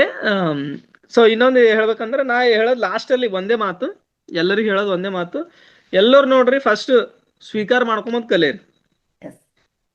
ನಮ್ಮ ಹತ್ರ ಎಷ್ಟು ಸಮಯ ಅದ, ಏನ್ ಆಹಾರ ಅದ, ನಾವ್ ನಮ್ ಪರಿಸ್ಥಿತಿ ಅದ, ಅದಕ್ಕೆ ನೀವು ಸ್ವೀಕಾರ ಮಾಡ್ಕೊಂಬಂದ್ ಕಲಿಯರಿ. ಫಸ್ಟ್ ಸ್ವೀಕಾರ ಭಾವನೆ ಬರ್ಬೇಕು ನೋಡ್ರಿ. ಇಲ್ಲ ಅಂದ್ರೆ ಏನೂ ಆಗಲ್ಲ, ಸಾಧ್ಯ ಇಲ್ಲ. ಇನ್ನೊಂದೇನದ, ಫಾರ್ಗೆಟ್ನೆಸ್ ಬಹಳ ಇಂಪಾರ್ಟೆಂಟ್. ಅಂದ್ರೆ ಡಿಟ್ಯಾಚ್ ಆಗಿರ್ಬೇಕು ನಾವು. ಪ್ರೀತಿ ಇರ್ಬೇಕು, ಬಟ್ ಎಲ್ಲದ್ರ ಜೊತೆ ನಾವು ಡಿಟ್ಯಾಚ್ ಆಗಿರ್ಬೇಕು. ಅಟ್ಯಾಚ್ಮೆಂಟ್, ನಾವು ಎಷ್ಟು ಅಟ್ಯಾಚ್ಮೆಂಟ್ ಆಗಿರುತ್ತೋ ಅಷ್ಟು ಸಫರಿಂಗ್ ಮಾಡ್ಬೇಕಾಗುತ್ತೆ. ಬುದ್ಧನೂ ಅದೇ ಹೇಳ್ಯಾರ, ಅಟ್ಯಾಚ್ಮೆಂಟ್ ಈಸ್ ಸಫರಿಂಗ್ ಅಂತ. ಸೊ ನಾವು ಎಷ್ಟು ಡಿಟ್ಯಾಚ್ ಆಗಿರುತ್ತೋ ಅಷ್ಟು ಅವ್ರಿಗೆ ಹ್ಯಾಪಿ, ನಮಗ್ ಬಿ ಹ್ಯಾಪಿ. ಇಲ್ಲದ್ರೆ ಅಲೋನ್ ಆಗಿ ಬದುಕಕ್ ಆಗಲ್ಲ ನೋಡ್ರಿ. ನಾವು ಒಬ್ಬರು ಖುಷಿಯಾಗಿ ಬದುಕ್ಬೇಕಂದ್ರೆ ಡಿಟ್ಯಾಚ್ ಆಗಿರ್ಬೇಕು. ಆಕ್ಚುಲಿ ನಾವು ಇರೋದ್ರೆ ಒಬ್ರೇ ಇಲ್ಲ, ಸಾಯೋದೊಬ್ರೆ, ಹುಟ್ಟೋದೊಬ್ರೆ. ನಾವು ಧ್ಯಾನ ಮಾಡಿದಾಗ ಒಬ್ರೇ ಧ್ಯಾನ ಅವ್ರಿಗೆ ಇವ್ರಿಗೆ ನೋಡ್ಕೊತ ಧ್ಯಾನ ಮಾಡ್ತೇವೆ ನಾವು. ಸೊ ಎಷ್ಟು ಆಯ್ತು ಅಷ್ಟು ಪ್ರೀತಿ ಕೊಡ್ರಿ ಅವ್ರಿಗೆ. ಧ್ಯಾನ ಮಾಡೋ ಟೈಮಿಗೆ ಧ್ಯಾನ ಮಾಡ್ರಿ, ನೀವು ಒಬ್ಬರ ಜೊತೆ ಇದ್ರಿ ಅಂದ್ರೆ ಪ್ರೀತಿ ಕೊಡ್ರಿ. ಧ್ಯಾನ ಮತ್ತು ಪ್ರೇಮ ಎರಡೇ ಅಷ್ಟೇ. ನಾನು ಹೇಳೋದೇನದ, ನಿಮ್ ಜೊತೆ ಯಾರಾದ್ರೂ ಅವ್ರಿಗೆ ಫುಲ್ ಖುಷಿಯಿಂದ ಪ್ರೀತಿಯಿಂದ ಮಾತಾಡ್ರಿ. ನೀವು ಒಬ್ಬರೇ ಇದ್ರೆ, ಅಲೋನ್ ಇದ್ರೆ, ನಿಮ್ಗೆ ಅಲೋನ್ ಇದ್ರೆ ಅಂತ ಫೀಲ್ ಆಗ್ಲತ್ತದ, ಧ್ಯಾನ ಮಾಡ್ರಿ. ನಿಮ್ ಜೊತೆ ನಿಮ್ ಸೆಲ್ಸ್ ಅವರಿ ಒಳಗ ಬಾಡಿದಾಗ 38 ಬಿಲಿಯನ್ ಸೆಲ್ಸ್ ಅವ. 38 ಬಿಲಿಯನ್, 38 ಎಷ್ಟು ಸಾವಿರ ಕೋಟಿ ಸೆಲ್ಸ್ಗಳಿವೆ. ನಾವು ಒಬ್ಬರೇ ಇಲ್ಲ. ಆಕ್ಚುಲಿ ಹೇಳ್ಬೇಕಂದ್ರ ಇಡೀ ಬ್ರಹ್ಮಾಂಡನೇ ನಮ್ಮ ಒಳಗದ. ನಾವು ಒಬ್ಬರೇ ಅಂತ ತಿಳ್ಕೊಬಿಡ್ರಿ ಯಾರು ಬಿ.